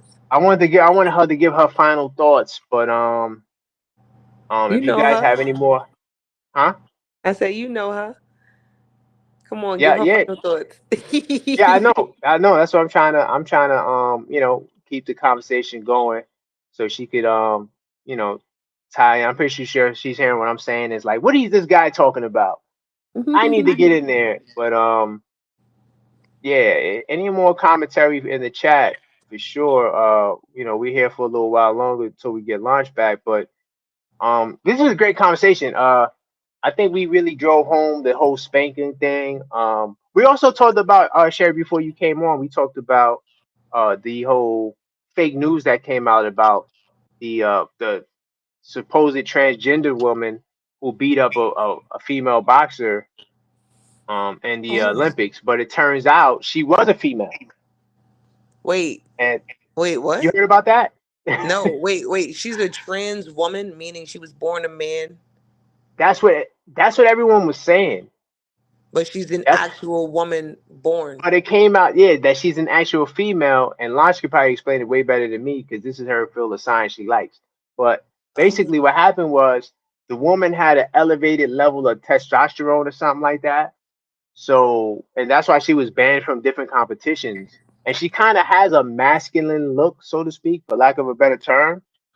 And so She better everybody was not be run. really hiding that for real. No, she's the one. It came out that because Logan Paul, everybody was getting on her, Oh but it turned wow. out that she's actually a female. She just has some condition where uh more testosterone or something like that. I can't tell you the technical terms right now. That's Launch Pro's job. But yeah, that was kind of crazy. I was about to go in because I'm somebody who is for all the LGBTQ rights, all of that. I don't care about the whole if they want to say they woman or not. This is me personally. However, a male should not be fighting no female in no boxing match. Yo, that's a I don't fact. care what gender you want to claim. I don't care if you want to say you a woman. I don't care about none of that. That's A crazy. male has a distinct advantage over a female in a physical fight. You know what I think they should do to add into these the thing where you get ready and weigh in and all of that stuff Yeah. before you box. You know the Hmm.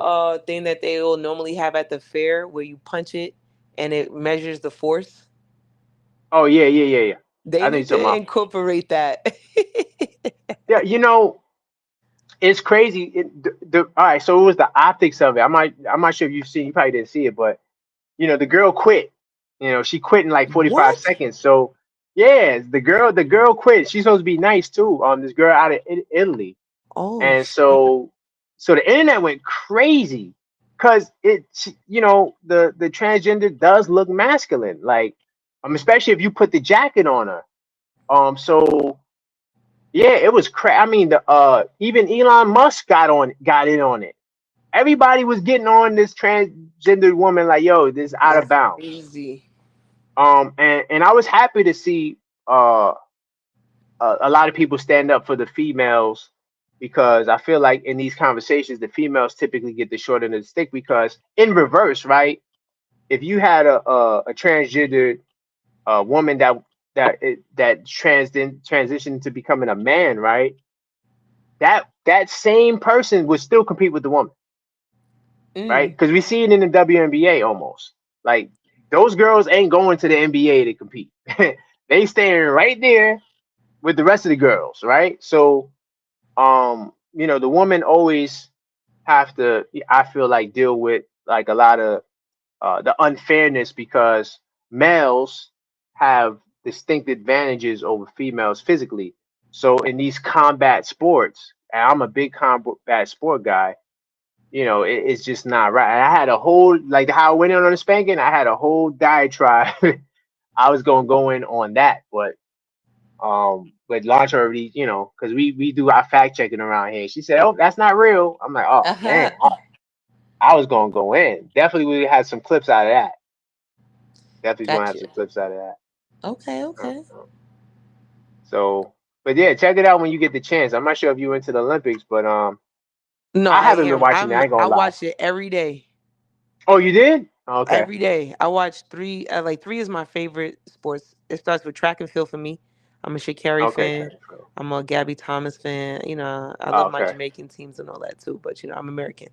Also, Right. too, gymnastics is number two. So I'm with my Simone Biles. I already mentioned Simone that in Biles. an example earlier, naming moves after herself, and I think is on her agenda to get another in her next floor work. No, Hmm. this is the triple beam balance. No, no, no. Sorry, the uneven bars that she's trying to get a move named after her. So she's Um, not done. She's not done. no, no, no, no. One All right. more. I got. So I could. I didn't watch it. I felt bad. I was like, damn. I Nah, ain't get you a chance to good? watch it. It's good. All right. I gotta She watch did it. her thing. But one more. And That's good. what was I going to say? And lastly, I said track. I said gymnastics. Oh shit! What the heck is that? I'm not following anything else right now. But normally it's Okay. like water sports like swimming. I'm not Copy. following anything right now. There's nothing, there's some magical stuff, but those two for me got it for me this year. I watched everything. Oh, and the men's track and field. That's also tomorrow too. So you haven't watched women's basketball? Nah, I know that Uh, is with what's the name? Angel Reese is on the team, right? Not. See, that's where they dropped the ball. That's where they Oh dropped the shit, ball. Angela he wasn't a Reese favorite. and Caitlin Clark did not make it. What? That was Because a they're very rookies. big thing. Yeah, I You know. know how Well, many rookies is in the Olympics? it's not because they rookies. Is because, all right. So at the time when they would put the team together, They weren't drafted yet. Yeah. no, they were drafted. It's just that they weren't playing like how they started playing. Because Angela Reese was Oh. kind of. I mean, well, no, Angela Reese kind of was balling from the beginning, but Caitlin Clark was struggling. Like, Mm. like she was struggling early on. So that mean don't take Angel? What the hell? I agree. I mean, I think that because somebody reported the other day, I can't remember. I listen to a lot of sports podcasts, but they were saying how the woman, um, the women's basketball game drew the least amount of attendance. The U.S. woman drew the least attendance out of all the other women from the other countries. Because there's nobody fire on the team. They got Floje. They got who? Floje. Flo J. Floje. Who was You don't that? know Floje? She was on I the know. ESPN. She rapped. She did the ESPYs. Nah, I know they got Asia Wilson, they got Brianna Stewart, they got my Okay. girl Sabrina Nescu, they got the girls from Vegas. Yeah. Oh, hold Asia on, Wilson Trav probably got the something to say best. because I know Trav is me and Trav we in the sports world too. Trav said they didn't make it because it was hate as simple as that. Facts, and I think that That's from crazy. a marketing standpoint, see, you probably would have watched the game had you heard Angela Reese was playing, right? Yeah. Angel Reese was And it. Angel Reese, and yeah, I like Angel. I mean, I like They both don't of want to them. give her the endorsement deals and all that. What the hell? Oh yeah, so Trav knows. All right, see, because Trav is in the college, but he said the Okay. Flow J girls and is still in college. He's Oh still in shit, you college. right. Duh. Ha ha ha. Yeah, and Trav Yo, says, see, that's crazy Trav, too. And she he's getting the expert about mad, this. mad. What you call it? Airtime too. With her being in college, that's it. Yeah, That's and he pretty said cool. Caitlyn, even when she was struggling, she was playing better than Diana Taurasi.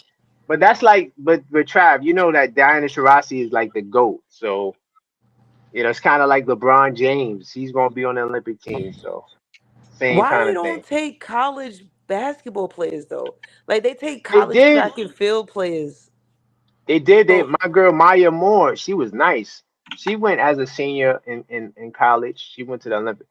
Hey, look, man, it's these girls can that's hoop. I ain't gonna crazy. lie. These girls can hoop. These girls are the top of the top. They But should have from a still let them marketing try out in the standpoint, trials. Fuck that. So what? They wasn't playing like how they play now. Let them yeah, and try when the it's trials open marketing, up. and that's the problem. The WNBA they don't understand marketing.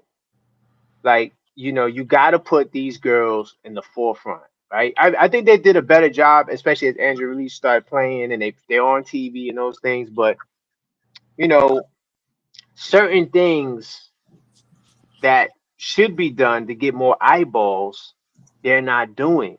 Yo, Like that those that girls drives should me have been on the crazy. team. That drives me crazy.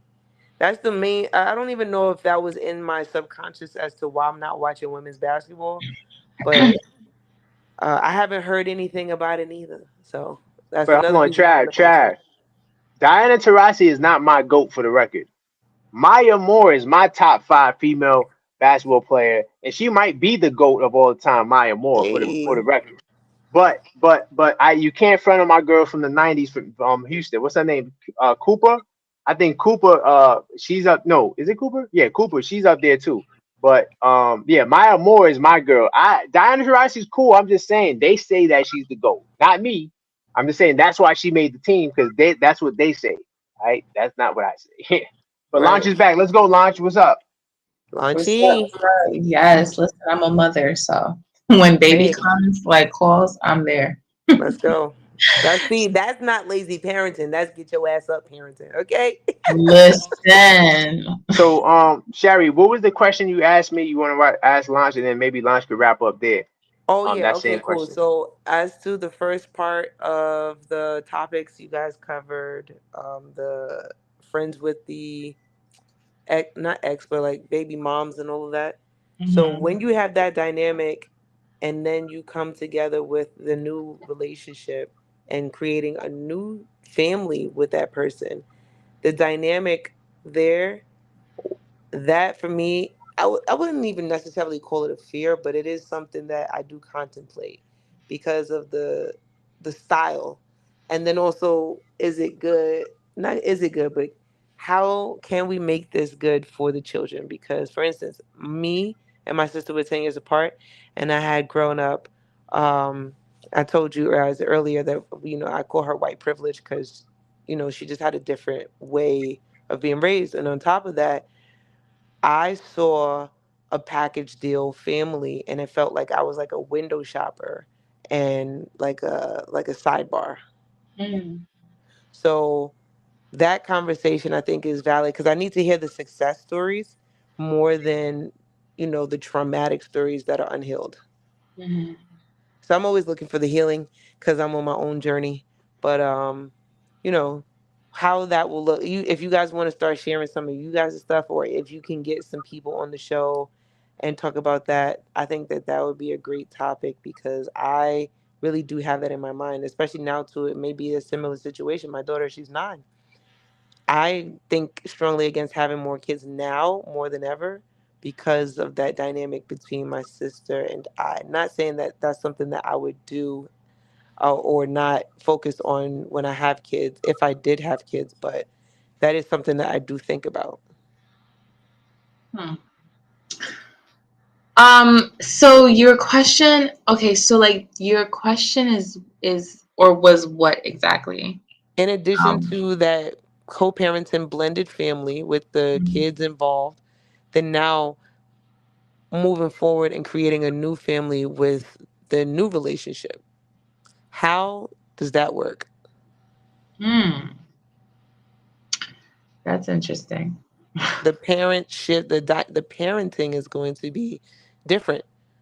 And I was asking Karan earlier, and he was just, describing how he's in his daughter's mind. And so it's just like, even in dating, not that it's so simple as, oh, you beat your child and I'm not gonna beat my child, it's over. But like according to what you say and then what I've seen what you do and what is actually taking root with your child that already exists, and then what we'll do together, with this new family we're about to create. Mm, Right. Basically, conflicting parents, the parenting styles, like how at first you used to be get on me like, oh, you don't believe in hitting your kids. Well, I want to hit my. Remember that? So yes. how did we? Yeah, I kind of explained my side to it. So but that's kind of what she's alluding to. Like when you have two different styles of parenting and you meet someone new, how would you navigate in those terrains, or like how That's interesting. yeah, how That do you is get interesting. to maybe the same place or a place where you could agree or compromise or something like With the new person, the new family that you're cultivating. Yeah. Ah, that's really interesting. I think that's a challenge. Yeah. That's challenging. Because I was talking to Karan about this yesterday, I think. But in the inverse, it was more or less like when you are not with your partner and you guys are exes, and there's like a difference in parenting style where Hmm. you're like, don't hit my child.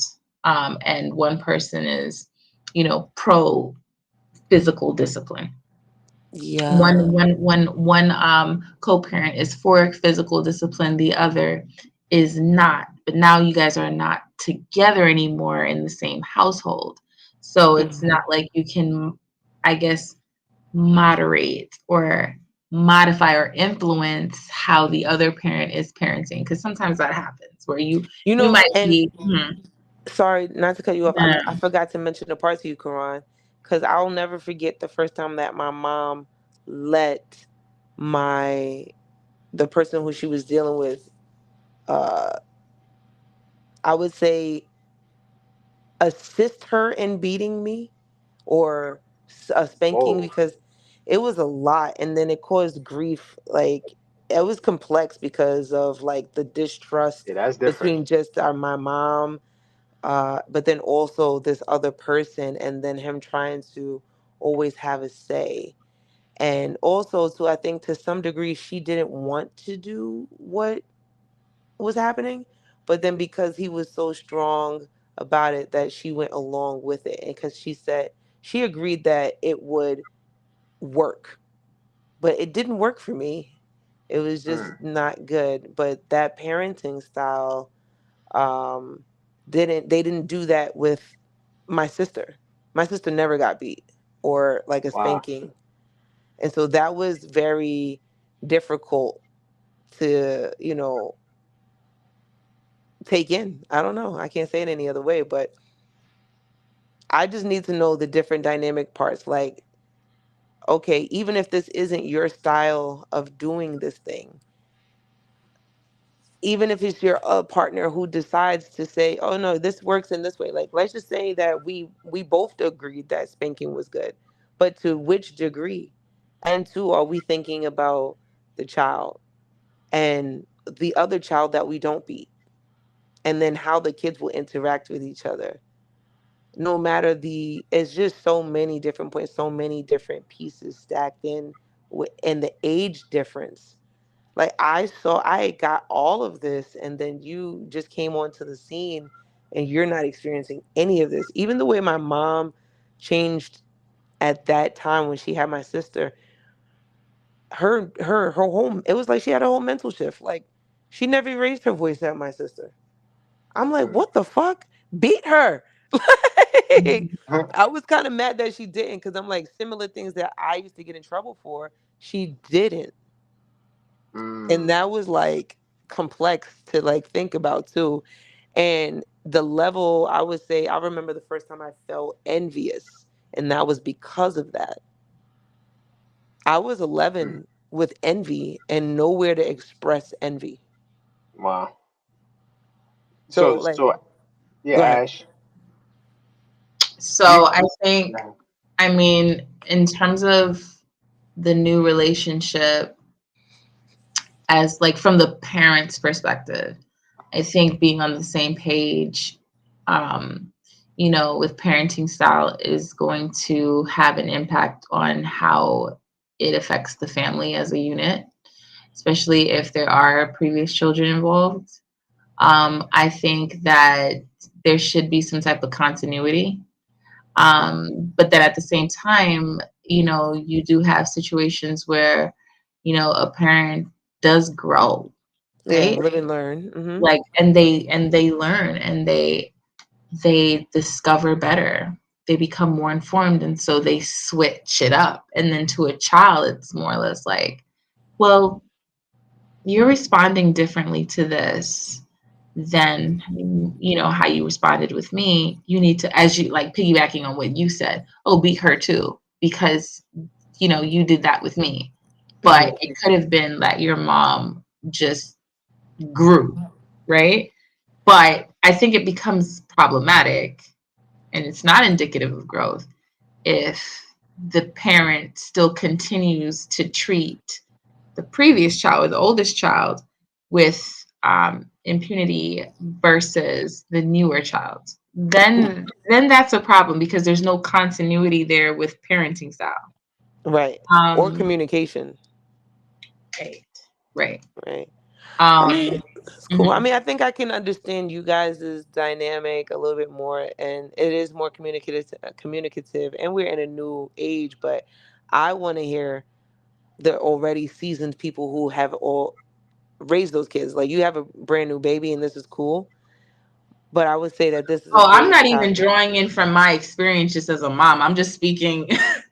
I'm just speaking in general, in general terms. Um, Mm. but I definitely, I hear where you're coming from, like in terms of, like from a seasoned approach. I How need do a you success navigate? story for real, because honestly, that is where I need a healing, especially when it comes to dating, because there are plenty of people that don't have kids already, so they don't know.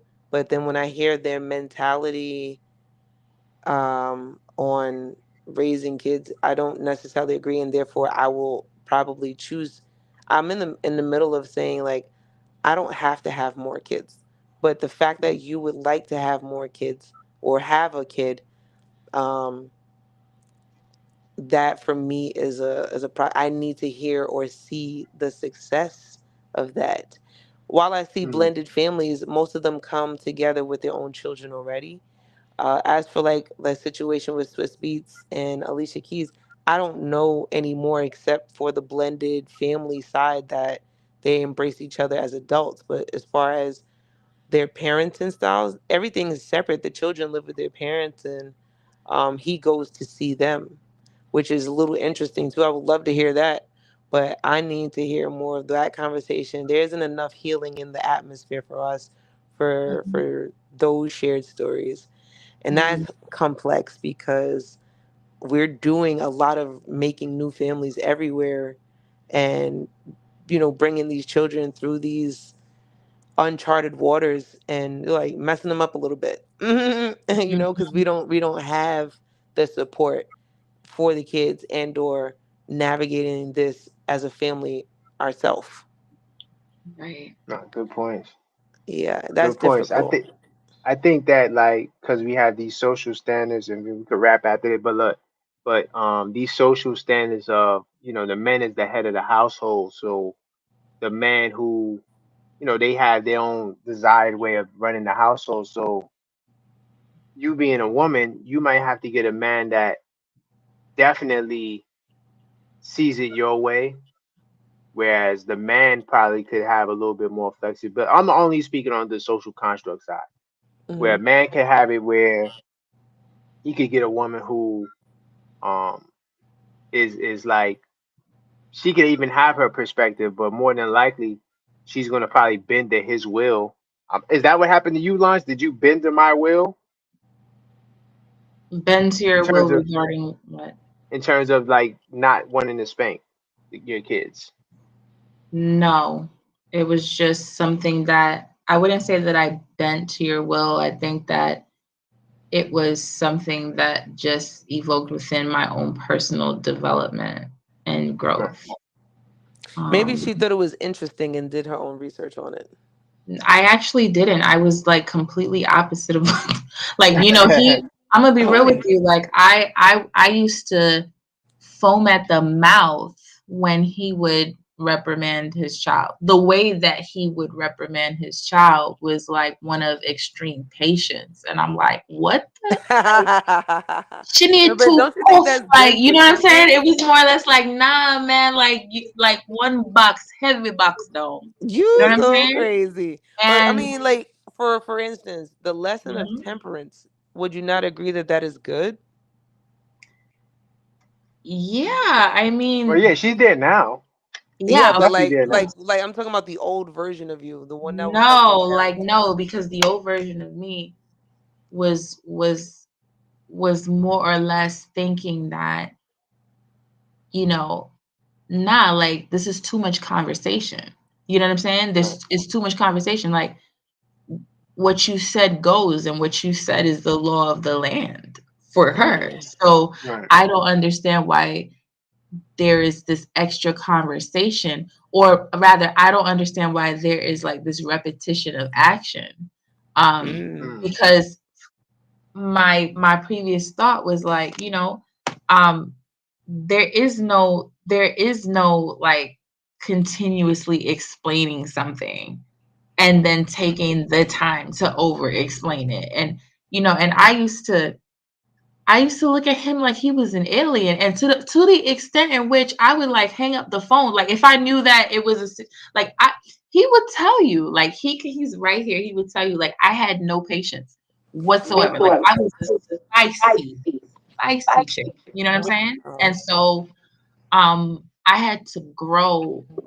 Like again, once I became a mother, like forget about it. When those pink lines showed up on that test, it was like, and even in the earliest stages I was trying to figure out, okay, like how am I going to navigate this, you know what I'm saying? And Right. there was Mhm. one woman who I stumbled upon. Her name is Consciously Lisa. She's on Facebook. Definitely check her out. But I stumbled on this woman of Haitian heritage, and she sought to parent her children with the whole conscious parenting approach, prioritizing connection over correction. Mm. And I started to listen to what she was saying, and like some of her videos, I used to scoff at, even when I was like, 8 weeks pregnant, 10 weeks, 12 weeks. You know what I'm saying? Like in the Oh earliest wow. stages, I used to scoff at it because I'm like, girl, please, like, what are you talking about? Not raising your voice and, like not physically disciplining your kids. But the more I I like, don't know about the raising your voice part. Sometimes my voice is going to raise. I'm sorry. the more I listened to what Mhm. she said, yeah, but even Koran, like, in like, look at how he just said that, right? Yeah. But when it comes down to like the actual implementation, it's so rare that he will even raise his voice. You Yeah, know what I'm because saying? you don't want to Like overexert that. That's a specialty.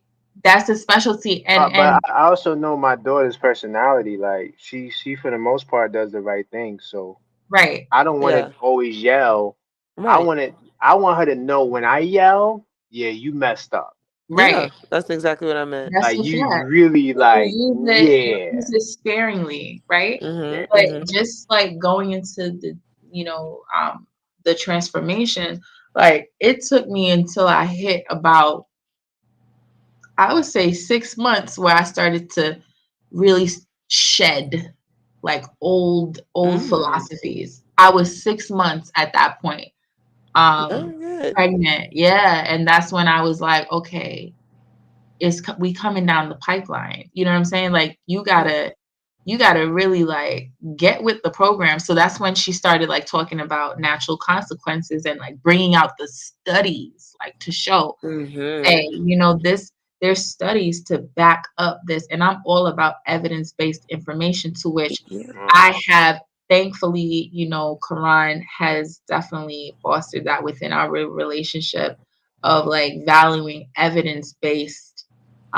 studies to corroborate why we feel a certain way or our opinions. So for that, like I sort of bent to his will in that regard, right?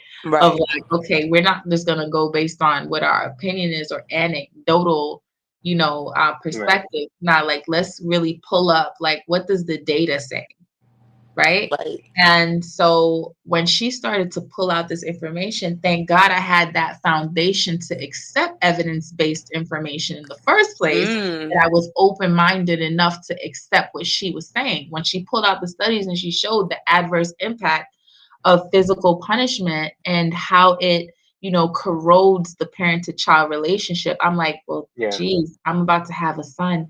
Do I want to corrode the relationship that I have with my son? Do I really want my son to fear me? And then Mm. also, like, she got into topics. Again, her name is Consciously Lisa. Um, and she's on Facebook, supporter. She even has a book on gentle parenting, from her view. But, I started to really take personal inventory of like, okay, what kind of relationship do I want to foster with my son? Nice. right, And that is what like completely turned me inside out. So by the time he was born, forget it. I'm like, oh my gosh, he's a new soul. And I don't want to damage this child. Like he's brand new. And Mm-hmm. I'm not going to impart things that previous generations did simply because it was just a way of doing things. You know what I mean? Like right, in West Indian culture, physical discipline is a part of the mix, right? Yes. It's a part of the broth, right? So I am just like, okay, you know what? I'm gonna take the best of the best of my upbringing and infuse that into my child. And anything that is not evidence based, I'm gonna just dash it away. You know what I'm saying? Okay. Mm-hmm. And so that's like really where, how I came to be how I am now. So it's not, I wouldn't say that, like Quran really put me onto it. No, I mean, he was there. It was more or less like, You already had receptors for it though. You just had a crack in the wall. It wasn't, you weren't a brick yes, wall. And yes, then for consciously him, Lisa really wedged that really, crack open.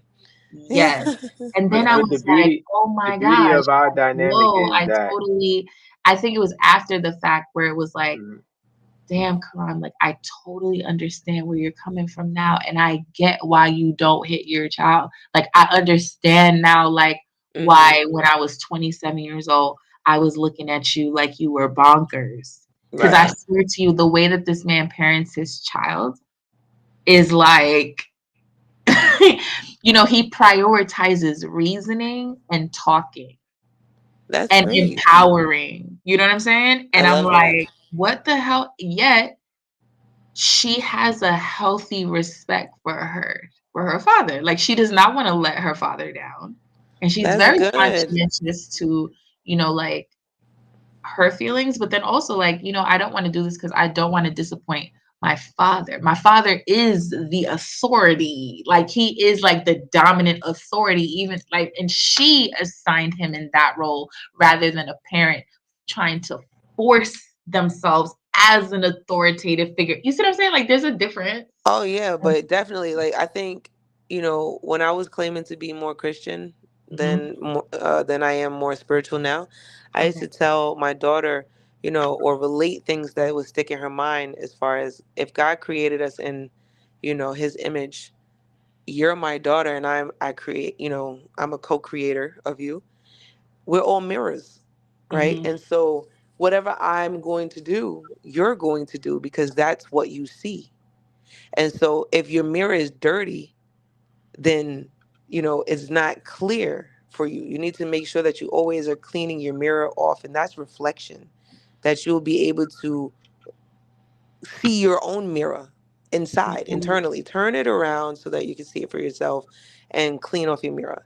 But also too, like, everyone that you encounter is a mirror. And so Mhm. you need to be able to see if they have it on their mirror too, that you can help them clean it off, Yeah. or that it is also clear. So I understand too, because he was teaching temperance and self-control, that the reason why she reveres her dad is because she's also developing this in Yeah. herself, which is awesome. I Right. love that. It's very difficult to have two dirty mirrors looking at each other. Facts. I was Facts. that with my mom. Mm, I can't even look back now. It's probably, it's somewhere in my subconscious as to how I got on the journey of where I am now. But I cannot tell you, like, off the top of my head, how I started cleaning this mirror off. And, right. crazy thing is, like I said, because we're mirrors, it works the other way too. Now, because of where I am, my mom started and is continuing to clean her mirror off That's what's because up. of me starting, putting space between us, or whatever things that I had to do for her to, for me first, but for her to change how she addresses me. Right. Right. So I love that.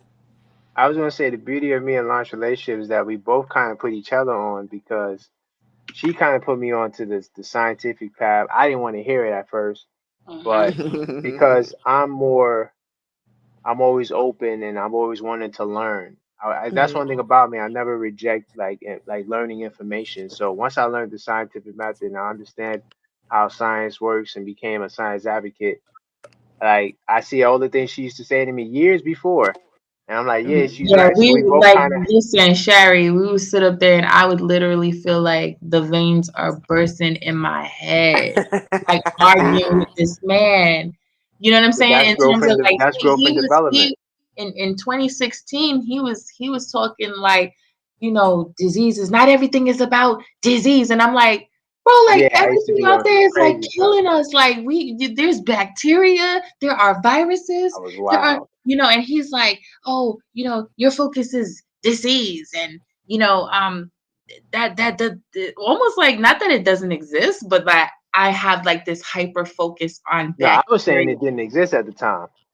I Yeah, was I saying it do. didn't exist. I think you did, But right? You said that. yeah, I Yeah. was. I was on some crazy Yeah. stuff. But So look, he came very far.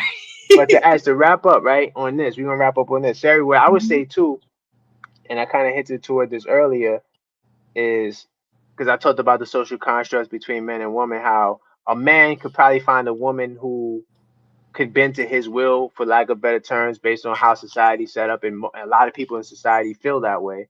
So if you find someone that feels the same way you feel, it's gonna make that dynamic go smoother. But if you also could find a guy that is like kind of open to, where he's not so iron fisted, Mhm. I think that might also be something to entertain because that guy may be willing to change his position on, how you deal with the kids, whether he wants kids, Yeah. and how we're gonna raise these kids.